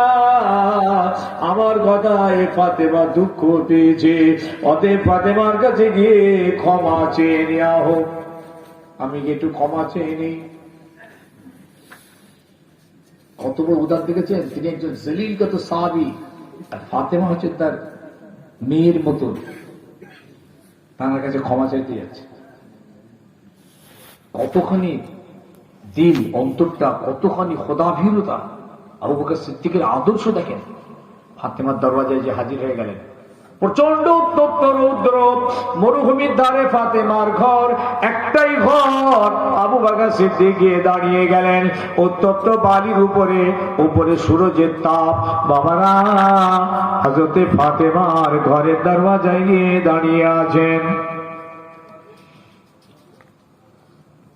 আলী এলেন, বাবা আলী, ফাতেমাকে গিয়ে বলো আমি আবু বকর এসেছি, শরীর স্বাস্থ্য কেমন আছে খবরটা দেবে, আমার সালাম দেবে, আর বলবে ওই জমিটার ব্যাপারে যা হয়েছে না হয়েছে, যা কথাবার্তা হয়েছে, ফাতেমা যেন মনে দুঃখ না করেন, উনি যেন আমাকে আল্লাহর রাস্তায় মাফ করে দেন। কি আদর্শ দেখেছেন? মনে রাখবেন, যে ব্যক্তিটা আগে বেড়ে কারো কাছে গিয়ে ক্ষমা চায় না, আল্লাহ রসুল বলেছেন আল্লাহ ওই ব্যক্তিকে বিনা হিসাব জান্নাত দেন। আমলটা শুনতে ছোট কিন্তু অনেক বড়।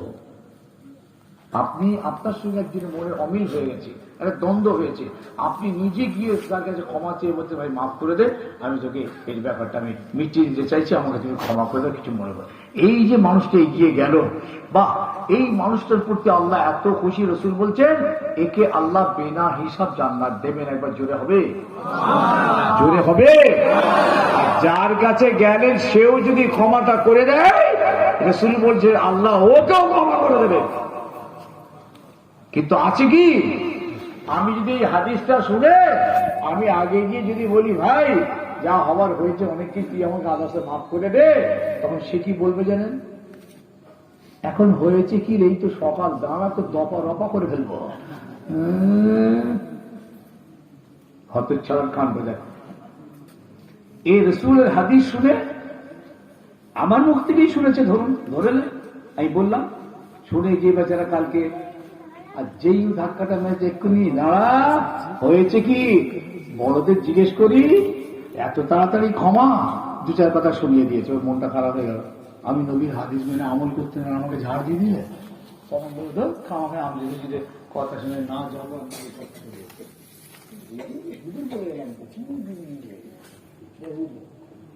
বুঝেছেন? বলো আজ যাবো না, খামাকে দেখেন কোথায় চলে গেল, মানসিকতার কোথায় চলে গেল, মনটা খারাপ হয়ে গেছে, ওটা সামলাতে পারলো না। যে বলছে বলুক, আমি আবার যাবো না। কিন্তু এই রক্ত মাংসের শরীর, এই জায়গাটাই নিজেকে কন্ট্রোল করা বড় দরজা। কন্ট্রোল করো, আল্লাহর ওলি হবে। কন্ট্রোল করো, আল্লাহ ওয়ালা হবে। কন্ট্রোল করো, আল্লাহ খুশি হবে, রাসূল খুশি হবে। নিজেকে কন্ট্রোল করো। আমাদের ভিতরে তো আল্লাহ পাক বস্তুগুলো ঢুকিয়ে দিয়েছেন গুনাহ করার, লোভ, লালসা, হিংসা, হাসাদ, ক্রোধ, কাম, রাগ, বুঝেছেন? এই সমস্ত বস্তু তো আমাদের মধ্যে ঢুকিয়ে দিয়ে পরীক্ষায় ফেলে দিয়েছে। কন্ট্রোল পারবো? রাগ হারাম, আল কাযিমিন আল গায়জ ওয়াল আফিন আনিন নাস। রাগটাকে খেয়ে ফেলো, রাগটাকে হজম করো, আর মানুষকে ক্ষমা করো। তুমি আল্লাহর ওলি। আল্লাহর ওলি রাগ হবে কেন? হিংসা হবে কেন? আল্লাহওয়ালাদের তাকাব্বুরি, ফখর, আমিত্ব, লোভ হবে কেন?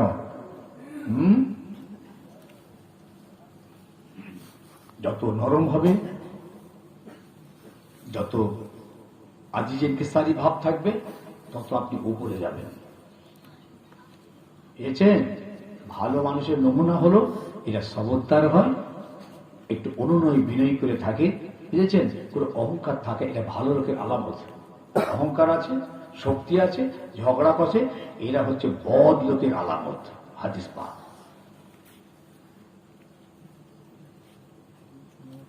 আল্লাহুম্মা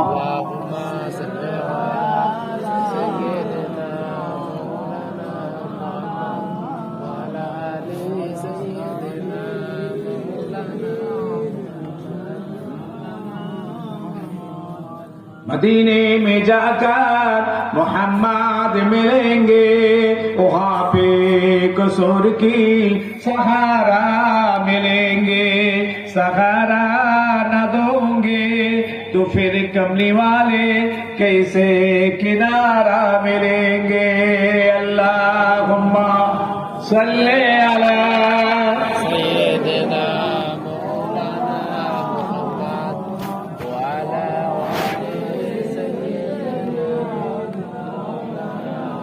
হযরত আলী কাররামাল্লাহু ওয়াজহু বাড়ির ভিতরে গেলেন।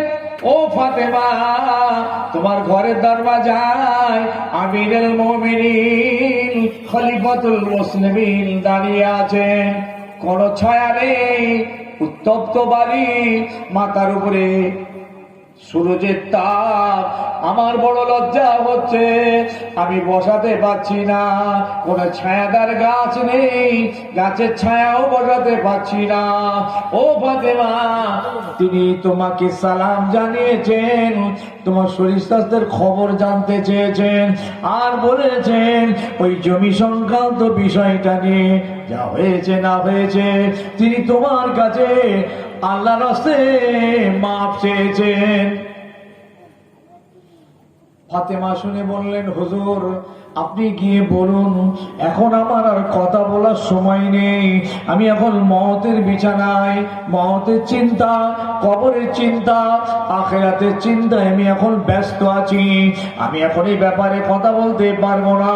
কিয়ামতের দিন আমার আব্বা জানের সামনে ওই বিষয়টা তুলে আমি ফয়সালা করে নেব। কথাটা ভারী হলো না হালকা হলো? এর কথা বলেন না ভারী। সব থেকে ডেঞ্জারাস প্রবলেম জান্নাতে যাওয়ার এটা।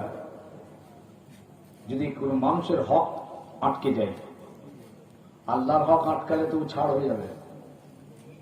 মানুষের হক যদি ক্লিয়ার না করো, আবু বকর সিদ্দিকের খবরটা এলো, আমিরুল মুমিনিন রাসূলুল্লাহর মেয়ে বেটি এই কথা বলেছেন।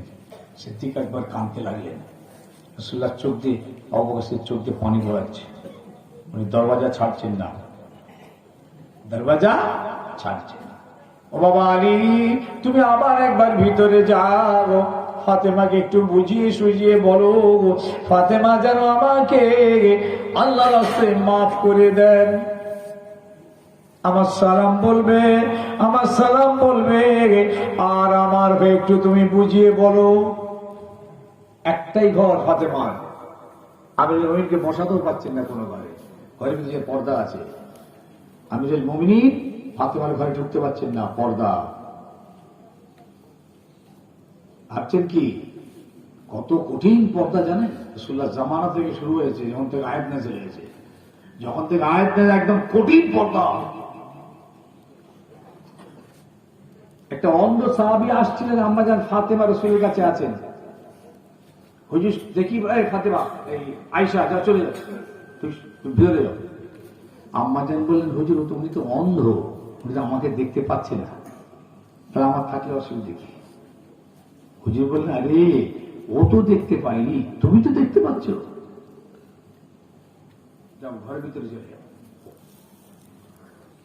এখন আর পর্দা ফর্দা আছে, পর্দার ওয়াজ করলে আর দাওয়াত হবে না আমার।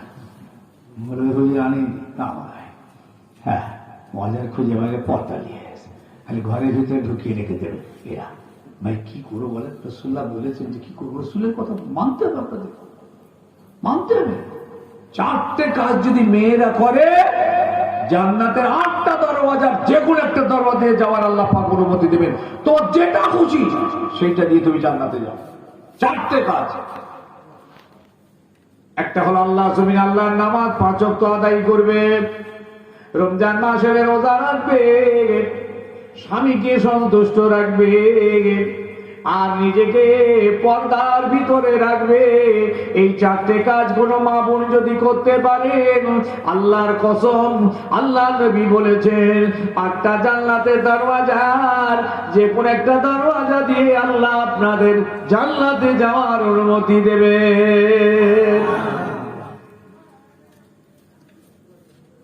হুজুর আলেম মৌলানা হাফিজ সাহেবকে দেখে এখানে নাকি পর্দা করে বলছে। হুজুর আলেম মৌলানা হাফিজ সাহেব, ইমাম সাহেব এতে ধরে দেখলে নাকি পর্দা করে। ভালো জিনিস। যেই সাইকেলওয়ালাতে ফেরিওয়ালা, রিক্সাওয়ালা, ইওয়ালা, ওয়ালা, সেওয়ালা এসে গেছে, তখন কিন্তু আর পর্দা পর্দা কিছু করে না। সবজিওয়ালা এসে গেছে, দুধওয়ালা এসে গেছে, আইসক্রিমওয়ালা এসছে, এই ভেন্ডিওয়ালা এসেছে, এই তোমার এই কি বলে ফিরিওয়ালা এসে, আর পর্দা নেই। ইমাম সাহেব আসছে, সরান করে পর্দা। ইমাম সাহেব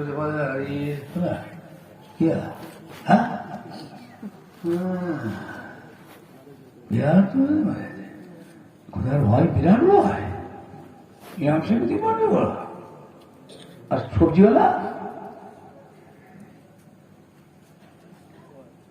ফুলগুলো সেদিকে এখন যা দোকান হয়েছে,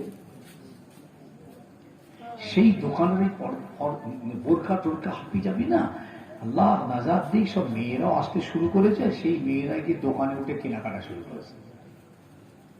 কি চিন্তা করে দিন, দাদা পীর কেবলা রহমাতুল্লাহ আলাইহি, শহীদান গাজী, সমস্ত হুজুর কেবলাদের টোটাল দরবারটাতে কি চালু হয়ে গেল, কিন্তু এত মেয়ে ছেলে শুরু হয়ে গেছে আসতে।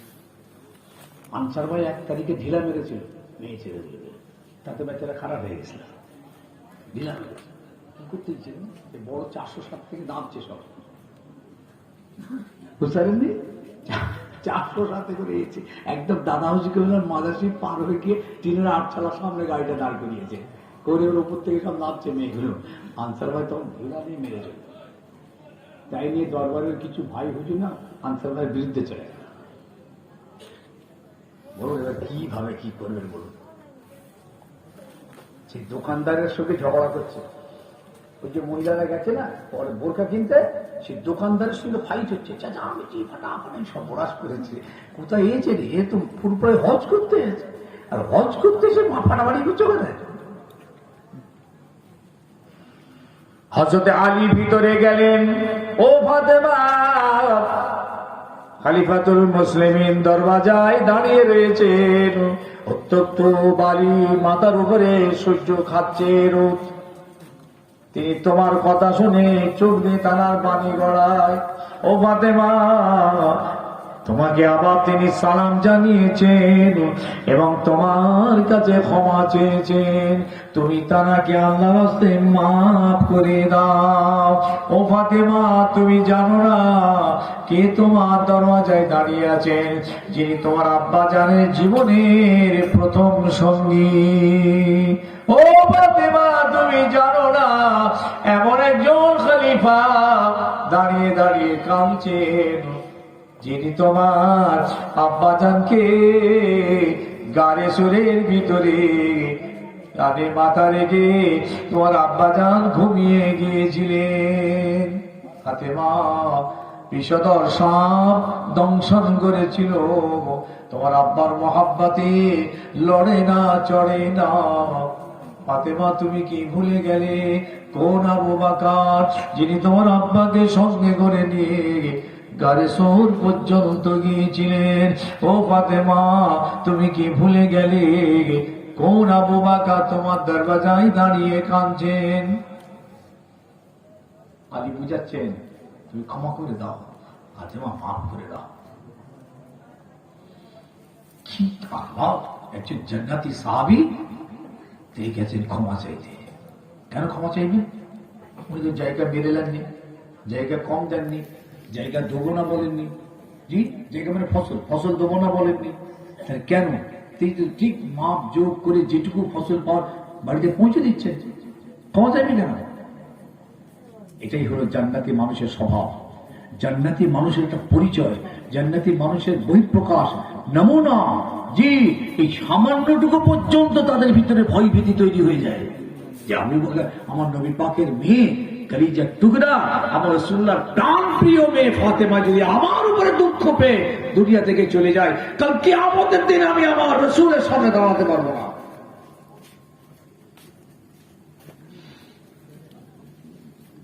ফাতেমাকে আমি আলী বুঝাতে লাগলেন, ও ফাতেমা, তুমি আল্লাহর রাস্তে ক্ষমা করে দাও।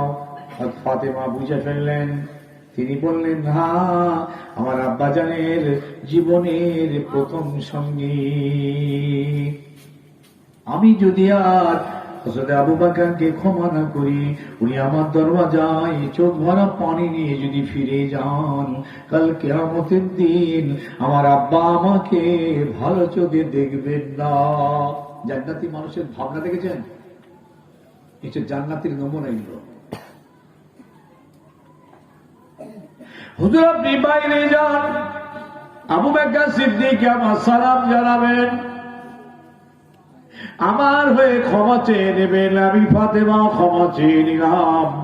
আর বলবেন, ওই জমি সংক্রান্ত ব্যাপারে যা হয়েছে না হয়েছে আমি আল্লাহর রাস্তে মাফ করিয়ে দিলাম। আলী পায়ে এসে বললেন, হুজুর, রাসূলুল্লাহর মেয়ে আপনাকে সালাম জানিয়েছেন এবং আপনার কাছে তিনি ক্ষমা চেয়েছেন এবং এই জমির ব্যাপারটা তিনি আর মনে রাখলেন না, আল্লাহর রাস্তে মাফ করে দিয়েছেন। আবু বকর বলেন, ও আলী, ফাতেমা যদি আমায় ক্ষমা না করতেন, আমি কিয়ামত পর্যন্ত এখানে আমি দাঁড়িয়ে থাকতাম। আপনি একবার ক্ষমা চাইতে যান,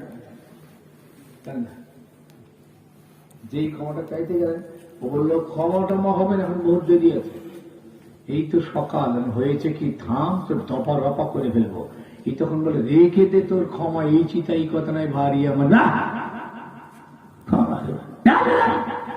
করলে কি যান, শেষটাকে দু চারটি ও দিলে ও দিলে দিয়ে চলে।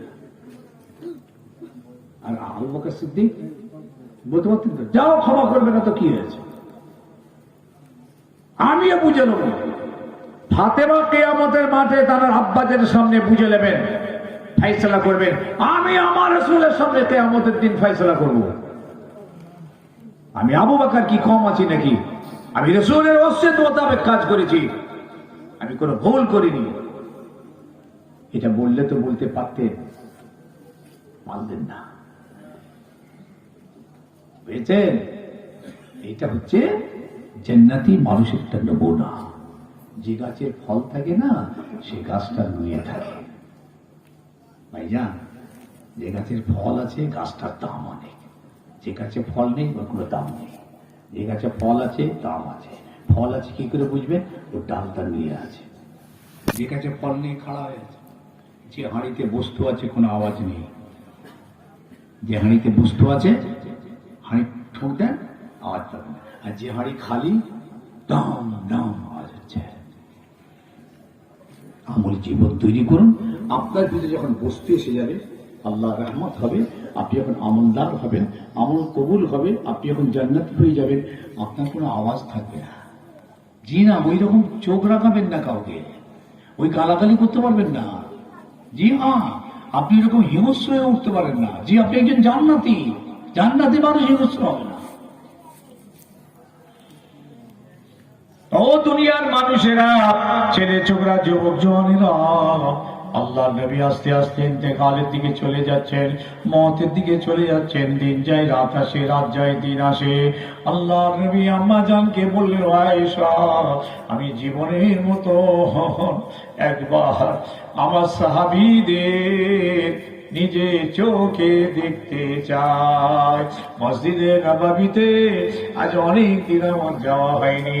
আমার সাহাবীরা কি করছে, মিল মোহাব্বতের সঙ্গে আছে না দ্বন্দ্বে আছে? আম্মা জান হুজুরকে হুজুর বললেন, কি করে যাবেন? চলতে পারেন না, দাঁড়াতে পারেন না, বুঝতে পারেন না, কি করে দরওয়াজা পর্যন্ত যাবেন?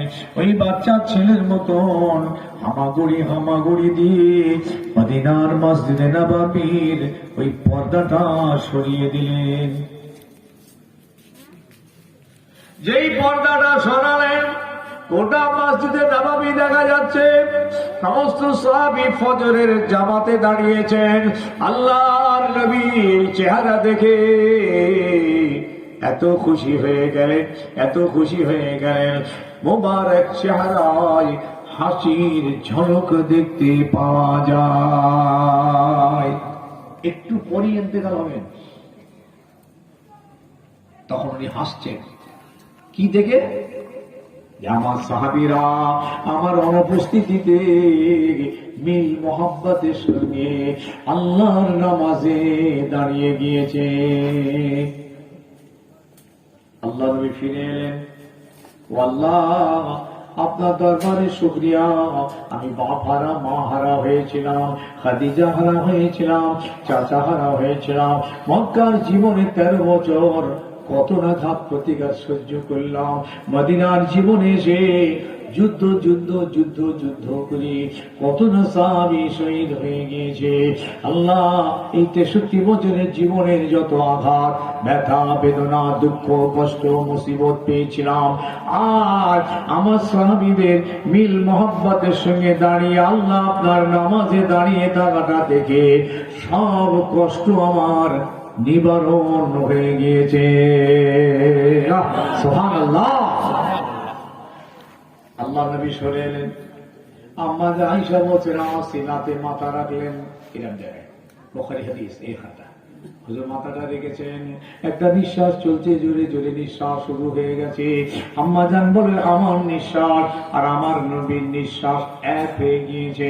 আমি আমার নবীর চাঁদ মুখটার উপরে ওপর হয়ে গেলাম।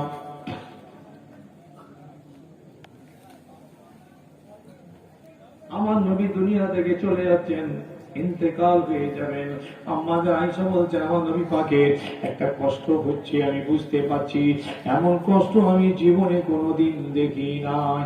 আল্লাহ হাবিব কষ্টে পাশে পেয়ারা একটা পানি ছিল বাবা, ওই পেয়ালার পানিতে নবী হাতটা ভিজিয়ে নিচ্ছেন আর পেছনের উপরে বোলাচ্ছেন আর বলছেন, আল্লাহুম্মা আইনি আলা সাকরাতিল মউত, আল্লাহুম্মা আইনি আলা সাকরাতিল মউত। ও আল্লাহ, আপনার নবীকে সাকরাতে মউত থেকে আসান দিন। নবী মাঝে মাঝে বলছেন, লা ইলাহা ইল্লাল্লাহ আন্না লিল মউতি সাকরাতুন। আল্লাহ আমাদের আয়েশা আমার জীবনের মতো ভুল ধারণা মিটে গেল।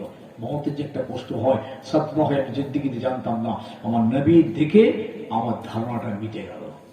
আম্মা জান আয়েশা সিদ্দিকা বলেন, আল্লাহ নবী যখন শেষ নিঃশ্বাস ত্যাগ করছিলেন, ওই সময় আমি শুনতে পাচ্ছিলাম আমার নবীর মুবারক জবান থেকে 3 বার হলো, ওয়াবির রফিকিল আলা, ওয়াবির রফিকিল আলা, ওয়াবির রফিকিল আলা। সব থেকে বড় দোস্তের সঙ্গে মোলাকাত। আল্লাহু আকবার। বড় দোস্ত,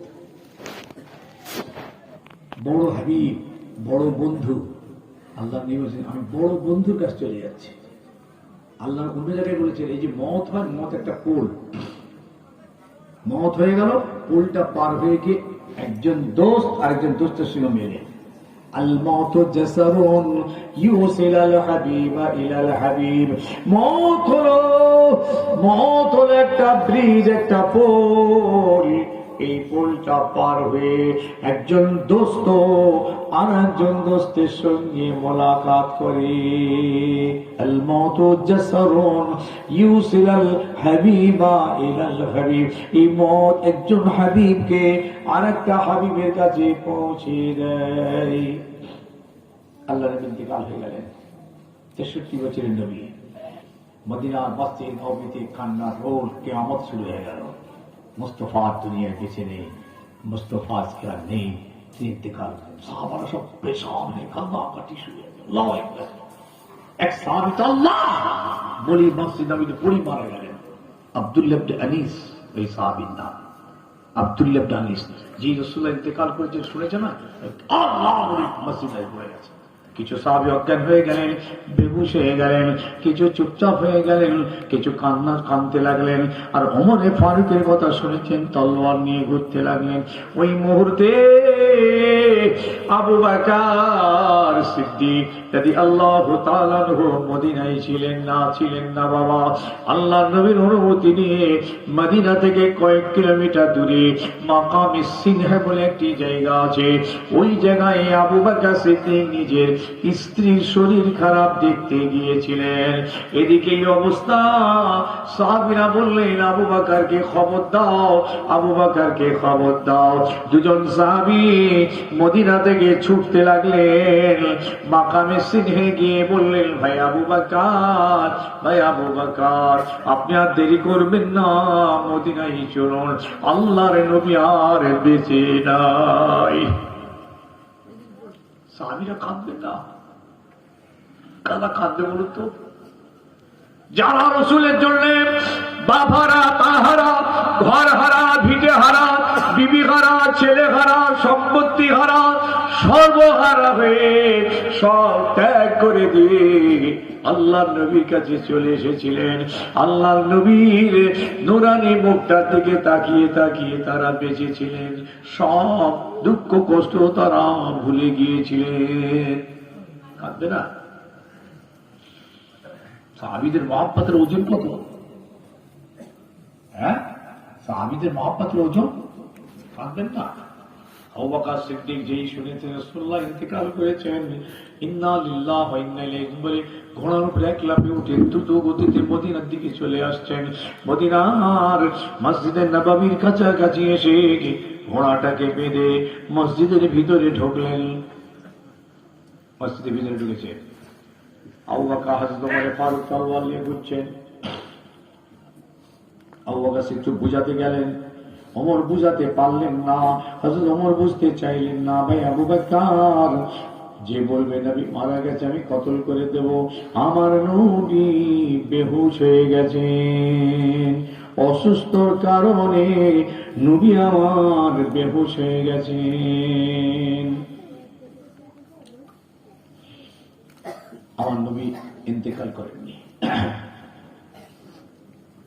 আল্লাহু আকবার। আবু বকর সিদ্দিক দেখলেন হযরত ওমর মস্ত হালে রয়েছেন, পুরো মস্ত হালত। উনি আর কথা বললেন না। ফাদাখাল আলা বাইতে আয়েশা ফাতায়াম্মাম আলা রাসূলিল্লাহ সাল্লাল্লাহু আলাইহি ওয়াসাল্লাম ওয়া হুয়া মাগশিয়্যুন বিসাওবি ইবরাতিন। আবু সিদ্দিক নিজের মেয়ের ঘরের ভিতরে ঢুকলেন, গুটি গুটি পায় ঢুকে যে দেখছেন ইয়েমান দেশে একটা দূরে দূরে ডান কাটা সবুজ রঙের চাদর আমার রাসূলুল্লাহ মুবারক চেহারার উপর চাপা আছে। আমার আবু বকর সিদ্দিক আস্তে আস্তে এগিয়ে গেলেন। ফাকাশাফা আন ওয়াজহি ওয়া কাব্বা আলাইহি ফাকাব্বালাহু ওয়া বাকা। আস্তে আস্তে মুবারক চেহারা থেকে কাপড়টা সরিয়ে দিলেন। চেহারার পূর্ণিমা চাঁদ রাসূলুল্লাহর মুখটা প্রকাশ পেতে আবু বকর দাঁড়াতে পারলেন না। ওয়া কাব্বা আলাইহি ফাকাব্বালাহু। আমার রাসূলুল্লাহ মুবারক চেহারার উপরে ওপর হয়ে গেলেন। আরে মুবারক পেশানের এই জায়গায় আবু বকর একটা মহব্বতের চুমা খেলেন। এটা স্পেশাল ব্যাপার, এটা খাস, এটা আমার মানুষের জন্য নয়।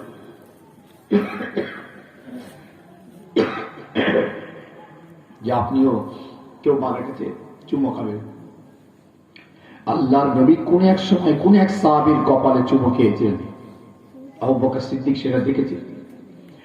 আজ তিনি তারা রাসূলের কপালটা চুমু দিলেন, কাঁদতে লাগলেন, ইয়া রাসূলুল্লাহ, আপনার দুটো মত নাই, একটাই মত, যে মত আল্লাহ আপনার নির্ধারণ করেছেন।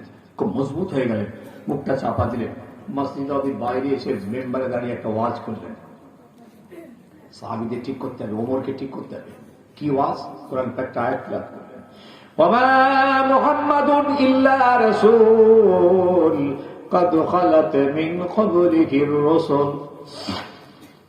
ও আমার রাসূলুল্লাহ সাহাবীরা, সরাসরি মোহাম্মদ কিছুই নয়, মোহাম্মদ হলেন একজন আল্লাহর প্রেরিত রাসূল। এই মোহাম্মদের আগে অনেক নবী রাসূল এসেছিলেন, সব একে একে চলে গেছেন। তোমরা যদি মোহাম্মদের ইবাদত করো তাহলে মোহাম্মদ আজকে আর বেঁচে নয়। যদি আল্লাহর ইবাদত করে থাকো, আল্লাহ হায়াতে আছেন, থাকবেন। এই ওয়াজ সিদ্দিক আকবর যখন করলেন, হযরত ওমর ফারুক তরবার ফেলে দিলেন, কাঁদতে লাগলেন, ভাই আবু বকর, তুই ঠিক বলেছ, আমার রাসূলের দেখা এমন আয়াত আপনি পড়লেন, এই আয়াত যেন মনে হচ্ছে আমি জীবনে কোনোদিন শুনিনি, যেন মনে হচ্ছে এই মাত্র আসমান থেকে আয়াতটা নাযিল হয়েছে। আল্লাহু আকবার। এই আবু বকর সিদ্দিক ওমর ফারুক মানুষকে ঠান্ডা করে দিলেন। সব ধীর হয়ে গেল, সমাজ এসে গেল, সবর এসে গেল, বোঝ এসে গেল। আল্লাহর নবীর এরপরে গোসল, কাফন দাফন, জানাজা, সমস্ত কাজ আবু বকর সিদ্দিক নিজে হাতে ট্যাকেল করলেন। এখানে অনেক দ্বিমত এসছে, অনেক রকম। গোসলটা কে দেবে, কিরকম গোসল হবে, গায়ে জামা থাকবে না জামা খুলে হবে, এসব কথাবার্তা এসেছে। কবরটা খুঁড়তে হবে, কি রকম কবর হবে, সন্ধ্যেকে হবে না বেহরি হবে, এটা নিয়ে ইখতিলাফ আছে। কবরটা কোন জায়গায় হবে, মক্কায় হবে না মদিনায় হবে, এটা নিয়ে ইখতিলাফ আছে। এই সব ইখতিলাফগুলো আবু বকর সিদ্দিক সমস্ত দফা করে আল্লাহর নবী একদম মদফুন পর্যন্ত কমপ্লিট করলেন। আমার হাবিব পৃথিবীর জমিন থেকে জমিনের ভিতরে হায়াতুন নবী আরাম করছেন, আরাম করছেন, আরাম করছেন। বলুন আল্লাহুম্মা আমিন। আল্লাহুম্মা আমার নবী আরাম করছেন, জিন্দা হায়াতুন নবী। সেই রাসূলের পাঠানো, সেই রাসূলের আমানত, দিন শরীয়ত কোরআন হাদিস আমাদের হাতে রইল। আমাদের প্রত্যেকের উচিত, প্রত্যেকের উপরে কর্তব্য আল্লাহ রাসূলের দিন এবং শরীয়তের হেফাজত। বুঝেছেন? এই যে হেফাজত, দিন আমাদের জন্যই জিন্দা থাকবে, আমাদেরকে জিন্দা রাখতে হবে। আমার আল্লাহর দরবারে কাঁদতে হবে এবং নিজে আমলি জীবনে এনে আল্লাহ দিনকে হেফাজত রাখতে হবে।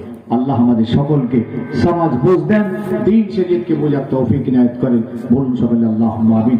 একবার সকলে দাঁড়াই, রাসূলের দরবারে সালাম করি, আর নামাজের মতো কাতার দিয়ে দেবেন, কাতার দিয়ে দেবেন। হ্যাঁ, নামাজের মতো কাতার দিয়ে দেবেন, আগে পিছু করে কাতার দিয়ে দেবেন।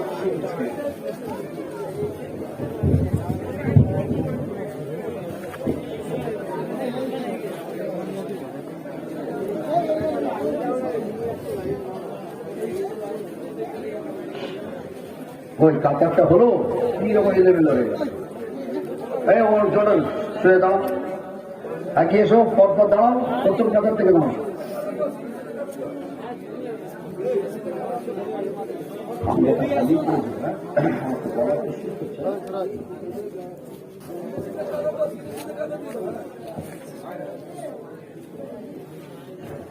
طلع البدر علينا من ثنيات الوداع وجب الشكر علينا ما دعا لله داعي يا نبي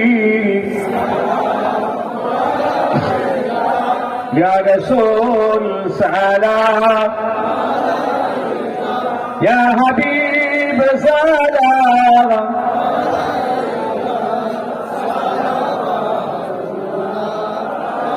तुमको हो रफ़ात मुबारक, तुमको हो हशमत मुबारक, तुमको हो शफात मुबारक, तुमको हो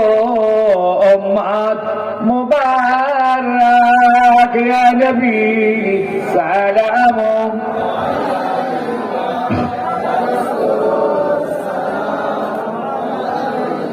ইয়া হাবিব সালাম সালাওয়াতুল্লাহ আলাইকা। বসে যান, সকলে বসে যান।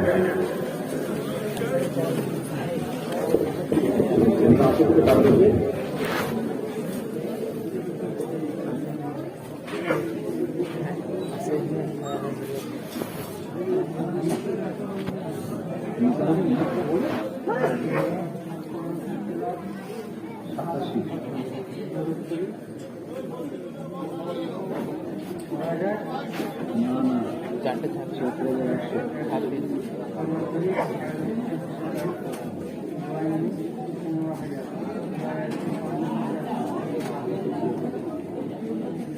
ছেলেরা তারপরে দেওয়া শুরু করো বাবা, বিসমিল্লাহ বলে দেওয়া শুরু করো। বেশি করে ছেলেরা চলে এসো, ডাব্বাগুলো একটু বেশি করে নিয়ে লাইনে লাইনে চলে এসো। এ আমার ডান দিকে চলে এসো। 3 বার আলহামদুলিল্লাহ শরীফ, 10 বার কুল আল্লাহ শরীফ, 11 বার দুরূদ শরীফ পড়ে যান। মা বোনেরা তিলাওয়াত করুন, ইসালে সওয়াব হবে।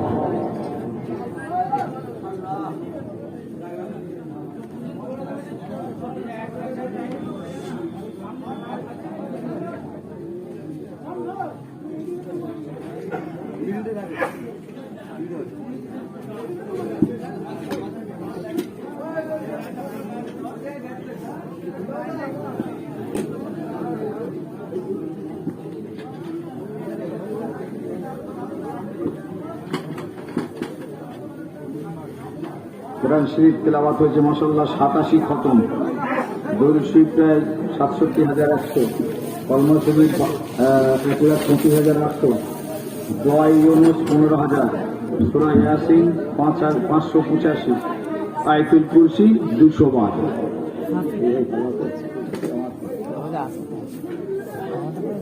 মাশাআল্লাহ বহু তেলাওয়াত হয়েছে আল্লাহ করে। আরো যার যা তেলাওয়াত আছে সকলে নিয়ত করে নেবেন।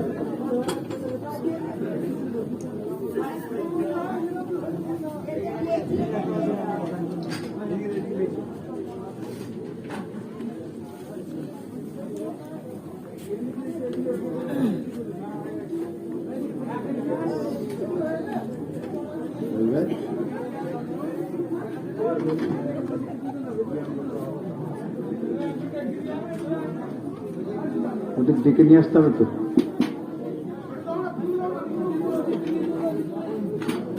আমার জামাত কটায়?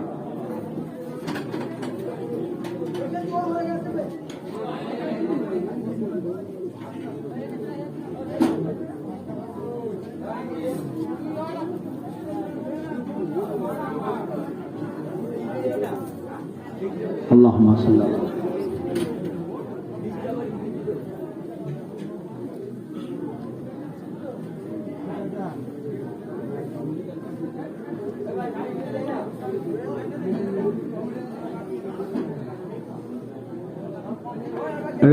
لا إله إلا الله لا إله إلا الله لا إله إلا الله لا إله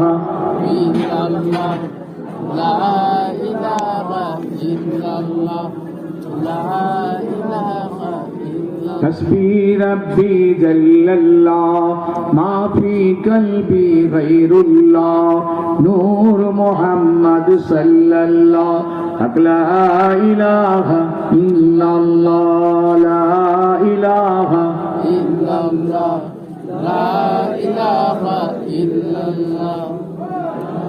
সকলে তওবা করে নিয়ে আমার সঙ্গে পড়েন বিসমিল্লাহির রহমানির রহিম। আয় আল্লাহ তাআলা আমি तमाम गुनाह হইতে তওবা করছি। আস্তাগফিরুল্লাহ রাব্বি মিন কুল্লি যানবি ওয়া আতুবু ইলাইহি।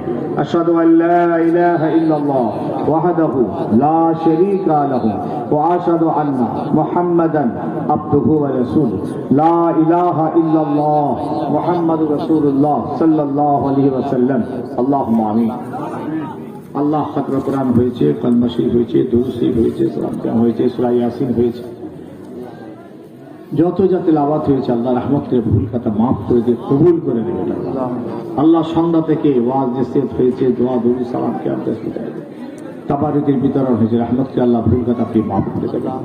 খুশি আল্লাহ আজকে জলসাকে আপনি কবুল করে দেবেন। আল্লাহ আল্লাহ এই সব মদিনা শরীফে আমাদের নবী হুজুর নূর সাল্লাল্লাহু আলাইহি ওয়াসাল্লামের পাক দরবারে আল্লাহ আপনি সব আমার হাবিবের খাতিরে তাম সাহাবায়ে کرام শুহাদা ইজাম তরিকার ইমাম প্রাণী পীর গৌস কুতুব আবতাল আখতার আউলিয়া আম্বিয়া হর দরবারে সব শুহাদা উহুদ, শুহাদা বদর, শুহাদা খৈবর, শুহাদা কারবালা तमाम শুহাদাদের দরবারে সব ফুরফুরা শরীফ মুজাফাত ফুরফুরা শরীফ হুসেন বুখারী রহমাতুল্লাহ আলাইহি চার শহীদান হুজুর গঞ্জে শুহাদা হুজুর মনসুর বগদাদি বস্তা মাদানী মুজাদ্দিদ জামান আমির শরীয়ত আমাদের পীর মুর্শিদ দাদা পীর কেবলা রহমাতুল্লাহ পাক আল্লাহ সব হুজুরের 5 আওলাদের পাক সব এই আওলাদের আওলাদরা যারা চলে গেছেন আল্লাহ তাদের কবরে আপনি সব আল্লাহ বলে সব বড় সাহেব ছোট সাহেব কোন পিসা দূরে হিতে দিলে স্যার ইয়া আল্লাহ আমার ওয়ালি সাহেব পাক আল্লাহ সব আজকের মাহফিলে যারা সহযোগিতা করেছেন, যারা আজকে মজলিসে উপস্থিত আছেন, যারা চলে গেছেন, পর্দারিশিদ মা বোনরা যারা হাত তুলেছেন, আমাদের সকলের বাপ মা, দাদা দাদি, নানা নানি, আবাস দাদ, ছেলে পুলে, বাল বাচ্চা, স্বামী স্ত্রী সকলের আল্লাহ যার যাকে তুলে নিয়েছেন তাদের কবর আল্লাহ সব পৌঁছে, তাদের কবরে আযাবকে মাফ করে দেন। আল্লাহ এই হরিশপুরের জমিনে যত কবরস্থান আছে আল্লাহ সব কবরবাসীদেরকে আল্লাহ আপনি মাফ করে দেন, তাদের কবরে আপনি সব পৌঁছে দিন। আল্লাহ ইয়া আল্লাহ আমাদের সকলের হায়াত কিসমতকে বাড়িয়ে দিন, রুজি রোজগারে আল্লাহ বরকত দিন, কারবারে ব্যবসাতে বরকত দিন, নেক মাকসুদকে পুরা করে দিন। অনেকে কঠিন কঠিন বিমারে ভুগছে আল্লাহ শেফা করে দিন, অভাব আছে অভাবকে দূর করে দিন, মনে দুঃখ কষ্ট আছে আল্লাহ নিবারণ করে দিন। ইয়া আল্লাহ অনেকের আল আওলাদ নেই, নেক আওলাদ নসিব করুন। ইয়া আল্লাহ দিনাদার হয়ে দিনাকে বকুপাত তৌফিক দিন। ইয়া আল্লাহ সংসারটা সুখের এবং শান্তির নসিব করুন। এই গ্রামের উপর আল্লাহ কোনো আসমানি গজব জমিনি বালা আপনি দেবেন, আসমান থেকে আল্লাহ রহমতে খাস আপনি বর্ষণ করুন। করোনার মহামারী গজব থেকে আল্লাহ আপনি দেশকে বাঁচান। আল্লাহ অনেক চক্রান্ত চলছে আল্লাহ সারা বিশ্বে ইসলামের বিরুদ্ধে, কোরআনের বিরুদ্ধে, মসজিদের বিরুদ্ধে, আল্লাহ আপনি তাদের সব চক্রান্তকে ধূলিসাৎ করে দেন।